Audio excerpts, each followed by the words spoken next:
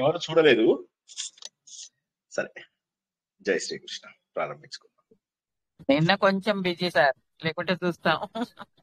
అనుకున్నాను అందరూ బిజీగానే ఉన్నారు, సో ఎవరు చూడలేదు అని చెప్పి చూశాను.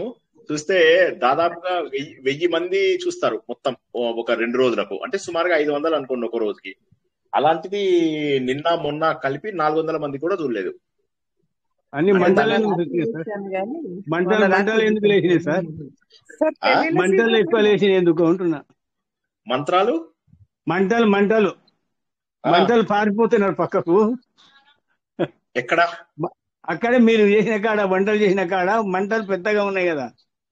అగ్గి ఓ మీరు అంటుంది అందులో అగ్గి అంటారా?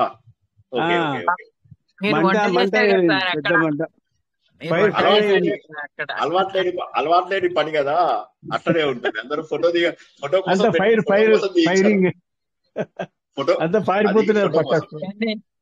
అందరూ ఫోటో కోసం అలవాటుతో చేసినట్టుంది. అలవాటు చేసినట్టే ఉందా మరి? మంట ఎక్కువ వచ్చినట్టు అనిపిస్తుందంటే సో సరిగ్గా అలా లేదు. అందరూ గుర్తుపట్టారు, ఇంట్లో ఎందుకు తింటావో తెలుసు మాకు ఇప్పుడు అర్థమైపోయింది అని చెప్పారు అందరూ. సో దాన్ని ఏమంటారు, ఆ కాజు ఉంటాయి కదా, కాజుని ముక్కలు చేయాలన్నమాట. నేను ఇలా చేత్తో తీయకుండా కత్తి కావాలనేసరికి వాళ్ళకి అర్థమైంది. కొద్దిగా డౌట్ గా చూసారు అందరు నన్ను. సరే లేదు, తెలుసులే, బాగానే వచ్చు వంట. ఎనీవే ప్రారంభించుకుందాం. అంతరాయ తిమిరోపశాంతయే శాంత పావనమచింత్య వైభవం తం నరం వపుషి కుంజరం ముఖే మన్మహే కిమపి తుందిలం మహః వసుదేవసుతం దేవం కంసచానూరమర్ధనం దేవకీ పరమానందం కృష్ణం వందే జగద్గురుం శ్రీకృష్ణం వందే జగద్గురుం. భగవద్బంధువులకు, ఆత్మస్వరూపులకు, సత్యాన్వేషులకు స్వాగతం, సుస్వాగతం. పరమ పవిత్రమైనటువంటి కార్తీక మాసంలో ఎక్కడ చూసినా సత్యనారాయణ వ్రతాలు బాగా చేస్తున్నారు. ఎక్కడ చూసినా కూడా అభిషేకాలు బాగా చేసుకుంటున్నారు. బోలుడంత పుణ్యం సంపాదించేసుకుంటున్నారు అందరూ. మీరేమో ప్రవచనాలు విందామని చాలా కష్టపడుతున్నారు. అది కాక చాలా మంది ఫోన్లు చేశారు, ఏంటి అంటే ప్రవచనాలు మిస్ అవుతున్నాం. అదే మిస్ అవుతున్నారా నిజంగా ప్రవచనాలు అంటే? కాదు సార్, మేము మామూలుగా అయితే టాబ్లెట్లు వేసుకోవాలి నిద్రపోవడానికి. చాలా రోజులైంది టాబ్లెట్లు మానేసి, మేము ఒక 5-6 ఏళ్ల నుంచి మీ ప్రవచనాలు వింటున్నప్పటి నుంచి టాబ్లెట్లు పని చేసేసాం. సో ఇప్పుడు ఏమైందంటే మీ ప్రవచనాలు 2 రోజులు లేకపోయేసరికి అసలు నిద్ర లేకపోయింది, చాలా హడావిడి అయిపోయింది సార్, అంత రాత్రంతా కూడా పిచ్చెక్కినట్టు అయింది తలకాయ అని చెప్పి పాపం చాలా మంది కంప్లైంట్స్ చేశారు. సో కనీసం మీ నిద్ర కోసమైనా ఈ రోజు ఎలా అయినా సరే ప్రవచనం చెప్తాము. నిన్ననే చెప్దాం అనుకున్నాను, నిన్న 5ంటికి ఇంటికి వచ్చేసా. నేను తలకాయ నొప్పిగా ఉందని 5ంటికే ఇంటికి వచ్చి పడుకొని మన ప్రవచనం టైంకి ఒక 5 నిమిషాల ముందరికి పెట్టుకున్నాను అన్నమాట అలారం పెట్టుకుని. లేచేసరికి తలకాయ అట్లాగే ఉంది. ఇంకా నిజం చెప్పాలంటే ఇంటికి వచ్చాక స్నానం చేస్తాను ప్రతిరోజు. నిన్న స్నానం కూడా చేయలే. 5 o'clock వచ్చేసి కాలు చేతులు కట్టుకుని పడుకున్నాను అంతే. 9 o'clock లేచి చూస్తే తలకాయ ఎట్లా ఉందో అట్లాగే బద్దలైపోతుంది. ఇక ఇది పని కాదని చెప్పేసి ఆపేసి మళ్ళీ పొద్దున 5 o'clock లేచాను. అంటే సుమారుగా 12 గంటల పూర్తి అలసట. 5 o'clock లేచి బాగా అలసిపోయినట్టున్నారు సార్. అంతసేపు పడుకున్నారంటే బాగా అలసిపోయినట్టున్నారు. బాగా. అండ్ గమ్మత్ ఏంటంటే ఒక డ్రీమ్ లేదు, ఒకటి ఏమీ లేదు, అసలు ఏం జరిగిందో కూడా తెలియదు నాకు. అంటే నేను 12 గంటలు పడుకున్నట్టుగా కూడా నాకు అనిపించలేదు. ఈ 9ంటికి కూడా నేను ఆ మెసేజ్ పెట్టలేకపోయాను. జస్ట్ ఇట్లా అంటే ఆ మెసేజ్ టైం కొట్టడానికే నాకు అదేదో చాలా కష్టమైంది. పెట్టారో లేదో కూడా తెలియదు, పెట్టేసి పడుకుని పోయాను వెంటనే. అంటే 1 నిమిషం మళ్ళీ లేవడం, నీళ్లు రావడము, లేదా అలా బాత్రూమ్కి వెళ్ళి రావడం ఏమీ లేదు. అలా పడుకున్నానైతే 12 గంటలు. అసలు నాకే ఆశ్చర్యంగా ఉంది. ఆ అలసట చెప్తుంది అది ఎంత అలసిపోయాను అనేది. ఏది అయినప్పటికీ కూడా భగవంతుడు ఇచ్చినటువంటి చైతన్యం. ఎవరో మ్యూట్ లో లేరండి, ప్లీజ్ మ్యూట్ లో పెట్టుకోండి. భగవంతుడు ఇచ్చినటువంటి శక్తి, భగవంతుడు ఇచ్చినటువంటి సంకల్పం. ఈ రోజు మళ్ళీ పొద్దుటి నుంచి అసలు తలకాయ నొప్పి లేదు. ఇప్పుడే శాఖకు కూడా వెళ్ళేసి డైరెక్ట్ గా వచ్చాను. మధ్య లోపల పోలీసులు కార్ ఆపారు. ఇవాళ ఫ్రైడే అనుకుంటాను. సో పోలీసులు కార్ ఆపి అన్ని టెస్ట్ చేస్తూ ఉంటారు. సో బాగా తాగాడా లేదా అని చెప్పి. సో అట్లా లక్కీగా మమ్మల్ని టెస్ట్ చేయలే కానీ ట్రాఫిక్ ఆగిపోయింది కదా. సో అక్కడ ఒక 5 minutes లేట్ అయింది, అందరూ కూడా క్షమించాలి. అంటే కాల్ మనం 9 లోపలే ప్రారంభించుకున్నప్పటికీ కూడా 8:55కే మనం పెట్టుకున్నాం కాబట్టి 8:59 అంటే కూడా 4 minutes లేట్ నాకు సంబంధించినంత వరకు. అందుకోసం మరోసారి అపాలజీస్. ఇక విష్ణు సహస్రనామం. విష్ణువు అంటే భగవంతుడు. అనేక రకమైనటువంటి పేర్లు ఉన్నటువంటి భగవంతుణ్ణి ఆయన లక్షణాల ద్వారా మాత్రమే గుర్తించగలం. అండ్ గమ్మత్ ఏంటంటే ఆయనని లక్షణాల ద్వారానే గుర్తించాలా, ఆయనని మరి స్వరూపం ద్వారా, రూపం ద్వారా ఇవన్నీ గుర్తిస్తాం కదా అంటే స్వరూపంతోనే గుర్తించవచ్చు, రూపంతో గుర్తించవచ్చు. స్వరూపము అంటే లక్షణాలు, రూపము అంటే రకరకాల రూపాలలో రాముడు, కృష్ణుడు, వెంకటేశ్వర స్వామి ఇలా కూడా గుర్తించవచ్చు అన్నటువంటి విషయాన్ని మనము చాలా అద్భుతంగా తెలుసుకున్నాం. తర్వాత గత వారం ఏం తెలుసుకున్నాము? భగవంతుడే మనకు భూత కాలము, భవిష్యత్ కాలము, వర్తమాన కాలము వీటన్నిటికీ కూడా ఆయననే నాథుడు. అంటే జగత్కు నాథుడైనటువంటి వ్యక్తి పాస్ట్ లో ఒక దేవుడు, ప్రజెంట్ లో ఒక దేవుడు, ఫ్యూచర్ లో ఒక దేవుడు ఉండడు. అంటే ఈ డౌట్ ఎందుకు వస్తుంది మనకు? ఎవరన్నా చెప్పగలరా అండి? పాస్ట్ లో ఒక దేవుడు, ప్రజెంట్ లో ఒక దేవుడు, ఫ్యూచర్ లో ఒక దేవుడు ఉంటాడు అని చెప్పేసి మనకు డౌట్ రావడానికి కారణం ఏంటి? ఎవరైనా ఆలోచించి చెప్పగలరా? భూత భవ్య భవన్నాథ అనే దానికి గత వారం మనం అర్థం తెలుసుకున్నాము. పాస్ట్ లో ఒక దేవుడు, ప్రజెంట్ లో ఒక దేవుడు, ఫ్యూచర్ లో ఒక దేవుడు ఉంటాడా, లేకపోతే దేవుడు ఎప్పుడు ఒకడేనా? ఒక్కడే సార్. ఒక్కడే దేవుడు సార్. భూతకాలంలో ఉంటారు, అన్ని కాలాల్లోనే ఆయనే ఉంటారు. ఒక్కడే దేవుడు, ఒక్కడే చైతన్యం. మరి ఆ మాట ఎందుకు చెప్పాల్సి వచ్చింది? అంటే పాస్ట్ అది ప్రత్యేకంగా. ఇప్పుడు నా డౌట్ ఏంటంటే ప్రత్యేకంగా ఎందుకు చెప్పారు? అవసరం ఏంటి? అంటే ఇక్కడ ఉన్నాడు, అక్కడ లేడు, ఇప్పుడు ఉంటాడు, అప్పుడు లేడు అనుకోకండి. ముందు ఆయనే ఉన్నాడు, ఇప్పుడు ఆయనే ఉన్నాడు, తర్వాత ఆయనే ఉంటారు. అంటే సర్వత్రా ఆయనే ఉన్నాడని చెప్పడానికి ఇంకొక విధానంగా చెప్పడం సార్. అంటే నిన్న తిరుపతి వెళ్ళి అక్కడే ఉన్నాడు దేవుడు, ఇవాళ శ్రీశైలం వెళ్తే ఇక్కడ లేడా అనే భావన కొంతమంది వస్తుంది కదా. అక్కడ అలా లేదు. అక్కడ ఉన్నది ఆయనే, ఇక్కడ ఉన్నది ఆయనే, ఎప్పుడు ఉన్నది ఆయన, నిన్న, ఇవాళ, రేపు అంతటా ఉన్నది ఆయనే అని చెప్పడానికి మీరు అదే ఉదాహరణ చెప్పారు సార్. కరెక్ట్. అది కాక ఇంకొకటి ఏంటి? కల్పములు మారుతున్నాయి. ఓకే, కల్పములు మారుతున్నప్పుడు ఏమవుతుంది? భగవంతుడు మారిపోతాడా? కల్పములు మారిపోతున్నాయి, కానీ భగవంతుడి యొక్క చైతన్యం అనేటటువంటిది ఎప్పటికీ కూడా మారదు. కాబట్టి భగవంతుడు ఎల్లప్పుడూ ఉన్నాడు, కల్పములకు అతీతంగా ఉన్నాడు. ఏ కల్పము అనేటటువంటిది అవసరం లేదు. అన్ని కల్పములలో కూడా రకరకాల దేవుళ్ళు. ఒక కల్పంలో విష్ణుమూర్తి గొప్ప, ఒక కల్పంలో శివుడు గొప్ప, ఇంకో కల్పం లోపల అమ్మవారు గొప్ప, ఇంకో కల్పంలో గణపతి గొప్ప, ఇంకోసారి సూర్యుడు గొప్ప, ఇంకోసారి ఇలా రకరకాల దేవుళ్ళు గొప్ప కదా. సో వీళ్ళందరూ వేరు. కాదు, వీరందరూ కూడా ఒక్కటే. కాబట్టి ఏమవుతుందంటే భగవంతుడు మనకు అన్ని వేళలా మనతోటే ఉన్నాడు. భగవంతుడు శాంత స్వరూపుడు, పావన స్వరూపుడు, మనను పవిత్రం చేసేటటువంటి వ్యక్తి. మనకు కామము ఇచ్చేది ఆయనే, కామమును పోగొట్టేది ఆయనే. మనము దీని గురించి చాలా డీటెయిల్ గా చేసుకున్నాము. కామము అనేది ఎందుకు ఇవ్వాలి? ధర్మమునకు అర్థమునకు మధ్య ఉన్నప్పుడు కామము మంచిదే. ధర్మబద్ధమైనటువంటి కామమును నేనే అని చెప్పాడు. అదే విధంగా కామమును హత్య చేసేది కూడా ఆయనే. కామహ అంటే ఏంటి? కామమును ఎందుకు హత్య చేయాలి? ఎప్పుడైతే కామము మొదటి స్థానాన్ని స్వీకరిస్తుందో, కామ, క్రోధ, లోభ, మోహ, మద, మాత్సర్యాలనే శత్రువుల యొక్క 6 శత్రువులు ఉన్నారో అందులో మొదటిది కామము.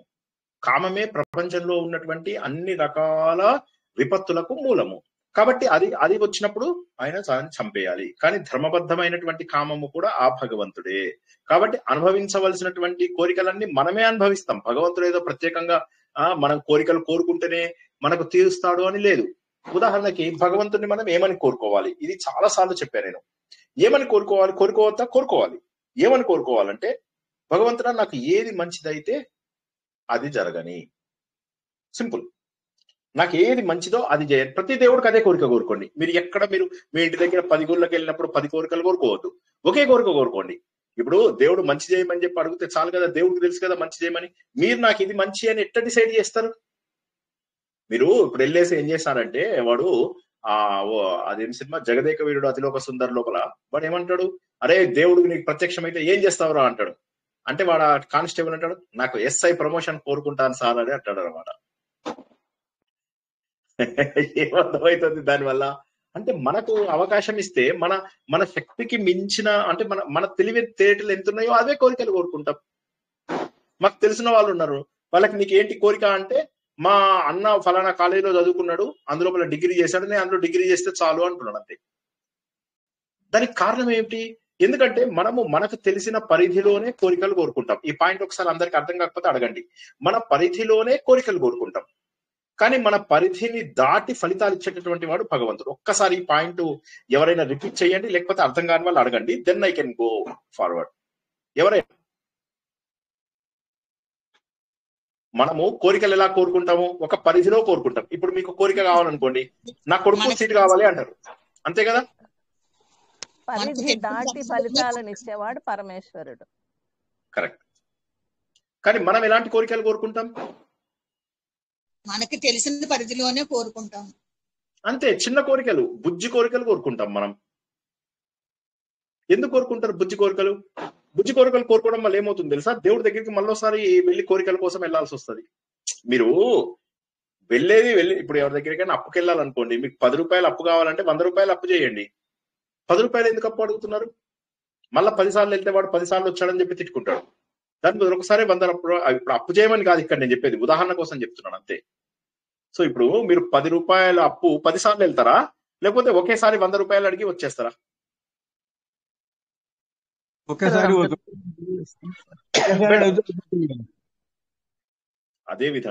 అదే విధంగా ప్రతి చిన్న కోరికకి, నాకు కొడుకు పుట్టాలి అనే ఒక కోరికతోటి భగవంతుడి దగ్గరికి వెళ్ళాం. తర్వాత మనం ఏం చేస్తాము? నా కొడుకు ఆరోగ్యవంతంగా ఉండాలి అని కోరుకుంటాం. తర్వాత నా కొడుకు 10th లో ఫస్ట్ రావాలి అని కోరుకుంటాం. నా కొడుకు ఇంటర్ లో మంచి మార్కులు రావాలి అని కోరుకుంటాం. తర్వాత నా కొడుకుకి ఐఐటిలో సీట్ రావాలి అని కోరుకుంటాం. తర్వాత నా కొడుకుకి ఉద్యోగం రావాలి అని కోరుకుంటాం. తర్వాత నా కొడుకు మంచి పెళ్లి. ఎంత మంది జ్యోతిష్యులతో ఒక గ్రూప్ ఉందన్నమాట, సెపరేట్ గ్రూప్ వాట్సాప్ లో. ఆ గ్రూప్ లో అసలు మగపిల్లల తల్లిదండ్రులు ఎంత బెంబెల్లెత్తిపోతున్నారో. అసలు పెళ్లిళ్ళు అవ్వట్లా. మా కొడుకు ఎప్పుడు పెళ్లి అవుతుంది, మా కొడుకు ఎప్పుడు పెళ్లి అవుతుంది. గమ్మత్ ఏంటంటే వాళ్ళ ఫోటోలు కూడా పెడుతున్నారు మాకు అప్పుడప్పుడు, ఫోటోలు కూడా. ఎందుకంటే పాపం వాళ్ళు ఇలా నిలబడి ఇలా ఫోటోలు దిగుతుంటే నాకు నవ్వొస్తుంది. అరే పెళ్లి కోసం ఆ ఫోటోలు దిగుతున్నారు, పెళ్లి ఎందుకురా బాబు, రండి నేను చూపిస్తా పెళ్లి అయితే ఎలా అయిపోతారో జనాలు, నేను చెప్తాను రండి నా దగ్గరికి అని చెప్పేసి అందం అనుకుంటా. కానీ ఆ మాట వాళ్ళ తల్లిదండ్రులతో అంటే బాగుండదు కదా. మీరు పడ్డ కష్టాలు చాలవా, మీ పిల్లలకు మళ్ళీ పెళ్లి చేస్తారా అని అందం అనుకున్నా. కానీ ఏమంటారు, ప్రతి ఒక్కరు కూడా మా పిల్లలకి ఎప్పుడు పెళ్లి అవుతుందని గోల. ఎక్కువ మంది వీళ్ళందరూ వస్తున్నారు. మరి ఇలా నిలబడి కోతుల్లాగా పోజులు పెట్టినాక పాపం రకరకాల పోజుల్లో దిగుతున్నారు. ఏ పోజు నచ్చినా అవతల వాళ్ళు పెళ్లి చేసుకుంటారని. మరి ఏమవుతుంది? పెళ్లి అయిపోయిన తర్వాత ఊరుకుంటారా? మళ్ళీ 2 years అయిన తర్వాత ఏమిటో ఇంకా పిల్లలు పుట్టలేదండి అంటే, ఏం లేదండి, పిల్లలు పుట్టాలి అంటే మీరు మోకాళ్ళ నొప్పులు ఉన్నా సరే తిరుపతి మెట్లు ఎక్కాలి. మళ్ళీ తిరుపతి మెట్లు ఎక్కుతారు. మోకాలు మీరు చిన్న ప్రాకారం మణిద్వీపంలోనే ఫస్ట్ డేనే అడిగారు, సార్ ఇప్పుడు ఈ ప్రాకారాలన్నీ పాక్కుంటూ పోవాలా సార్ అని భయపడ్డారు. అవునా కదా? భయపడ్డారా లేదా చెప్పండి? ఎలా పాకాలని చెప్పి భయపడ్డారా లేదా? సార్ ఉత్త 2 మెట్లే ఎక్కలేము, మేము ప్రాకారాలు ఎలా పాకుతామని చెప్పి అనిపించిందా లేదా మణిద్వీపంలో? అది మానసికంగా చేసేది కదా సార్, మోకాళ్ళతో సంబంధం లేదు. అంటే కరెక్ట్, అది ఇప్పుడు తెలిసింది. ఫస్ట్ డే నాడు కొద్దిగా భయపడ్డారు కదా అందరూ, ఎలా ఎక్కాలండి ప్రాకారాలు ఎక్కాలి అని చెప్పేసి. తాడేసుకొని ఎక్కాలా, లేకపోతే ఉడుముని పంపించి ఆయన సింహ గడి ఎక్కిచ్చాడు కదా, సో అలా ఏమన్నా ఎక్కాలని ఎంత భయపడిపోయారు. అలాగా ఇప్పుడు ఆ మోకాళ్ళ నొప్పులతోటి మీరు తిరుపతి మెట్లు ఎక్కాలి. ఎందుకోసము? మీకు మనవరాలు పుట్టాలని. మళ్ళా మనవడు పుట్టిన తర్వాత ఏమవుతుంది? మళ్ళీ తర్వాత కోరికలు. చాలా మంది చూడండి, వాళ్ళ పిల్లల్ని వాళ్ళ మనవళ్ళని గ్రూప్ ఫోటోలలో పెట్టుకుంటారు, వాళ్ళ మనవళ్ళతోటి. అంటే తప్పని కాదు, ప్రేమ. అది ప్రేమ అనేటటువంటిది మితిమీరిపోతే దాన్ని మోహం అంటారు. మితిమీరినటువంటి మోహము. వాళ్ళ మనవళ్ళ ఫోటోలు వాళ్ళు ఆఫీసులలో పెట్టుకుంటూ ఉంటారు. ఎప్పుడైనా వీడియోలలో మేము మీటింగ్లు చేసుకుంటూ ఉంటాం, మా కాల్స్, వాళ్ళందరూ వచ్చి ఇగో మా మనవడు అని చెప్పి చూపిస్తూ ఉంటారు అనమాట. తప్పని కాదు నాది అనేది. పాపం వీళ్ళందరూ నైస్ పీపుల్, నాకేమి వాళ్ళ మీద కంప్లైంట్స్ లేవు. బట్ నేనేమంటానంటే, అందుకే భగవంతుడు కామహ, ఆ కోరికని ఖచ్చితంగా భగవంతుడు మన లోపల నుంచి తీసివేయవలసినటువంటి అవసరం ఉంది. ఎప్పటికైనా కూడా మన లోపల ఈ రకమైనటువంటి కోరిక ఎన్ని రోజుల పాటు మనకు కావాలి? భగవంతుడిని మనం తెలుసుకున్నాం ఏమని, జగత సేతు అని అంతకుముందు తెలుసుకున్నాం. మనకి ఇక్కడి నుంచి పైనకి అంటే కామ్య కర్మలలోంచి మనము కోరికలు లేకుండా చేయాలి. ఆ కోరికలు లేకుండా చేసిన దాంట్లోంచి మళ్ళీ ఒక అడుగు ముందుకు వేయాలి. మనము వేసి జ్ఞానకాండలోకి ప్రవేశించాలి. సో కాబట్టి మనం ఈ భవసాగరంను దాటాలి. కాబట్టి అది దాటించేవాడే జగత సేతువు. మనకు పావన, ఇవన్నీ కూడా మనం పవిత్రం చేయగలిగే పవిత్రుడైనటువంటి అగ్నిస్వరూపుడైనటువంటి, మన లోపల కామాన్ని నాశనం చేసేటటువంటి, అవసరమైనటువంటి ధర్మబద్ధమైనటువంటి కామములను తీర్చేటటువంటి కేవలము ఒకే ఒక్కడు కోరుకోదగినవాడు. కామము ఎవరిపైన ఉండాలి? ఒక్క భగవంతుడి పైననే ఉండాలి. ఏమని ఉండాలి? అతను కోరదగిన వాడు. కాంతః కమనీయ. కాంతః అంటే కోరదగిన వాడు. భగవంతుడు ఒక్కడే కోరుకోదగిన వాడు. ఈ ప్రపంచంలో మిగతా అన్ని కోరికలు అనవసరం. భగవంతుడిని కోరుకుంటే చాలు. ఆ భగవంతుడిని కోరుకుంటే ఎందుకంటే భగవంతుడే కామము కాబట్టి. కామః భగవంతుడు. లాస్ట్ వీక్ ఒక్క శ్లోకం తెలుసుకుంటే జీవితంలో మనం కోరికలిగా వదిలేస్తాం. కామః. కామః అంటే ఏంటండి? ఎవరన్నా చెప్పండి. గత వారం తెలుసుకున్నాం. నీయమైన వాడు. అది కాంతః. అది కాంతః. కామః అంటే ధర్మబద్ధమైన కోరికల్ని తీర్చేవాడు.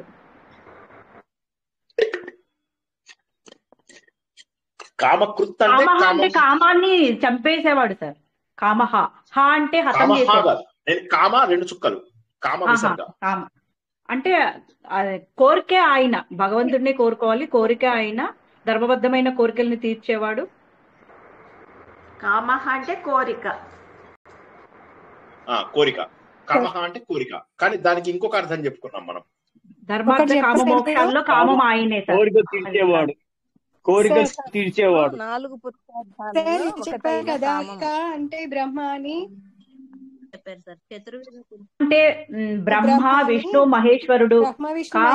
చెప్పారు. అవును సార్. బ్రహ్మ విష్ణు మహేశ్వరు. త్రిమూర్తి స్వరూపుడు ఆయననే. త్రిమూర్తి స్వరూపుడు ఆయననే కాబట్టి ఆయనను కోరుకుంటే సరిపోతుంది మనకు. అప్పుడు మన కోరికలని ఆయన ఏం చేస్తారంటే విపరీతంగా విశేషంగా తీరుస్తాడు. ఉత్తగా తీర్చడు, విశేషంగా తీరుస్తాడు. ఎందుకని? ఆయన ప్రభువు. అంటే ఈ లోకం మొత్తానికి కూడా పాలకుడు ఆయననే. లోకం మొత్తానికి కూడా ఆయననే ప్రభువు. కాబట్టి ఆయనని కోరుకుంటే సరిపోతుంది. ఆ ఒక్క శ్లోకము కొద్దిగా మనం కనుక కాస్త దృష్టిలో పెట్టుకుంటే మనకు చాలా బాగుంటుంది. సో కాబట్టి గత వారం తెలుసుకున్న శ్లోకాన్ని పునశ్చరణ చేసుకున్నాం. ఈ వారము ఆయన ఎవరో తెలుసుకుందాం. ఎవరైనా తర్వాత శ్లోకం చదువుతారా? యుగాధికృత్ యుగావర్త నైకమాయో మహాశన. యుగావర్తో నైకమాయో మహాశనః అదృశ్యో వ్యక్త రూపశ్చ సహస్రజిదనంతజిద్. Very good. ఇప్పుడు ఈ శ్లోకం రిలేటివ్లీ సింపుల్ శ్లోకం. యుగ ఆది కృత్. యుగ అంటే యుగము, ఆది అంటే మొదలు, కృత్ అంటే చేసేవాడు. అంటే ఏంటండి? మూడింటి కలపండి. యుగము మొదలు పెట్టేవాడు. చెప్పండి. యుగాన్ని మొదలు పెట్టేవాడు. అంతే, సింపుల్. అంటే యుగాలు అన్నింటినీ కూడా ఆరంభించేవాడు ఆయనే. ఇప్పుడు భగవంతుడు ఆరంభించకపోతే మళ్ళీ యుగం ప్రారంభం అవ్వదు. ఉదాహరణకి ఏ యుగమైనా కానివ్వండి, భగవంతుడి యొక్క సంకల్పము వల్లనే జరుగుతుంది. ఏ యుగమైనా కూడా భగవంతుడు సంకల్పం వల్లనే ప్రారంభం అవుతుంది. ఒక మహాయుగం అయిపోయింది, మళ్ళీ ఒక మహాయుగంలోకి రావాలి. అప్పుడు భగవంతుడు సంకల్పంతో మళ్ళీ తీసుకొస్తాడు. ఒకరిని ఎవరినన్నా నియమిస్తాడు. ఓకే నువ్వు ఉండాలి అని చెప్పేసి ఒకరిని నియమించి, ఉదాహరణకు మనందరికీ కూడా అతని కథ తెలుసు. అతని పేరు ప్రియవ్రతుడా. అతన్ని తీసుకొచ్చేసి సత్యవ్రతుడిని తీసుకొచ్చేసి నువ్వు నెక్స్ట్ మన వైవస్వత మనువుగా చేస్తాడు మత్స్యావతారం లోపల. ఆ విధంగా ఏంటంటే తర్వాత యుగాలు ప్రారంభించేటటువంటిది ఆయనే. ప్రతి యుగమును ప్రారంభించేటటువంటిది ఆయననే. భగవంతుడి యొక్క సంకల్పం ద్వారానే ఈ యుగములన్నీ కూడా ప్రారంభమవుతూ ఉంటాయి. కాబట్టి ఈ కాల భేదాలు ఏవైతే ఉన్నాయో, అంటే ఒక యుగమునకు మరొక యుగమునకు ఉన్నటువంటి టైం, అంటే ఇది ఎండ్ అయింది, ఇది స్టార్ట్ అయింది. 4,32,000 మనకు ఇది కలియుగం. ఇది అయిపోగానే వెంటనే మళ్ళీ మనకు కృతయుగం స్టార్ట్ అవ్వాలి, మరో మహాయుగం స్టార్ట్ అవ్వాలి. కృతయుగము 17,28,000 సంవత్సరాలు అవ్వగానే వెంటనే మళ్ళీ మనకు త్రేతాయుగము ప్రారంభం అవ్వాలి. ఎప్పుడైతే కొత్త యుగము ప్రారంభం అవుతుందో కొత్త రకమైనటువంటి ధర్మాలు కూడా మనకు అందించాలి. ఎందుకంటే ఒక్కొక్క యుగానికి ఒక్కొక్క రకమైనటువంటి ధర్మం ఉంటుంది. ఆ ధర్మాలలో కొంత వ్యత్యాసం కూడా ఉంటుంది. కాబట్టి యుగాలను ప్రారంభిస్తూ ఏ యుగానికి కావలసినటువంటి ధర్మాలను ఆ యుగంలో మనకు అందించేవాడు యుగాది కృత్. చాలా సింపుల్. ఇది యుగ ప్లస్ ఆది ప్లస్ కృత్. యుగము ఆది అంటే ప్రారంభించేవాడు, కృత్ చేసేవాడు. యుగము యొక్క మొదలుని ప్రారంభించేవాడు. స్ట్రైట్ ఫార్వర్డ్ మీనింగ్, ఇదేం పెద్ద కష్టమైనది కాదు. తర్వాత యుగ ఆవర్త. యుగ ఆవర్త. ఆవర్తన అంటే తిరగడం. మనం ఆవర్తనం నివృత్తాత్మ అని మనం తెలుసుకున్నాం కదా. ఆవర్త అంటే తిరగడం. ఆవర్తం అంటే వృత్తం అన్నమాట. అవృత్తంగా తిరుగుతుంది అంటే ఏంది, కొన్ని యుగాలు అయిపోగా మళ్ళీ ఇలా తిరుగుతూ ఉంటుంది. ఈ యుగ చక్రం అనేటటువంటిది, కాల ధర్మం అనేటటువంటిది ఈ కాల స్వరూపుడై ఆయన యుగాలను తిప్పుతూ ఉంటాడు. యుగాలను ప్రారంభించడమే కాకుండా యుగం ప్రారంభించిన తర్వాత యుగంలోకి వెళ్ళిన తర్వాత యుగంలోకి మళ్ళీ సర్కిల్ కొనసాగించాలి. ఈ సైకిల్ ని నిరంతరము కొనసాగించాలి. మనం మొన్న ఖగోళం గురించి తెలుసుకున్నప్పుడు అనుకున్నాం, ఈ ప్రపంచం అంతా కూడా తిరుగుతూ ఉంటుంది. మన శరీరంలో చక్రాలు తిరుగుతూనే ఉంటాయి. మనము కూడా తిరుగుతూనే ఉంటాం. పుడుతుంటాము, పెరుగుతూ ఉంటాము, మరణిస్తూ ఉంటాము, మళ్ళీ పుడుతూ ఉంటాము, మళ్ళీ పెరుగుతాము, మళ్ళీ మరణిస్తాము. సో ఇవన్నీ కూడా సైకిల్స్, వలయాలు. ఈ వలయాలన్నీ కూడా ఆవృతాలుగా తిరుగుతూ ఉంటాయి. ఆ ఆవర్తం ఏదైతే ఉంటుందో, ఈ కాల స్వరూపుడైనటువంటి భగవంతుడు అంటే టైం యొక్క రూపమే భగవంతుడు. ఆ టైం యొక్క రూపమైనటువంటి భగవంతుడు ఈ యుగాలన్నింటినీ కూడా సరిగా తిప్పేటటువంటి వాడు. మొన్న మనం తెలుసుకున్నాం ఏంటి, ఖగోళం గురించి తెలుసుకున్నప్పుడు ఎంతో ఆశ్చర్యపోయాం.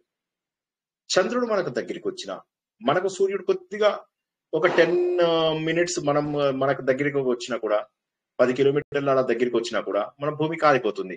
10 కిలోమీటర్ల దూరం వెళ్ళిపోయినా కూడా మనం అందరం గడ్డగట్టిపోతాం. మన భూమి కనుక స్పీడ్ గా తిరిగింది అనుకో సూర్యుడి చుట్టూ, మన దగ్గర విపరీతమైన ప్రచండమైన గాలులు వస్తాయి.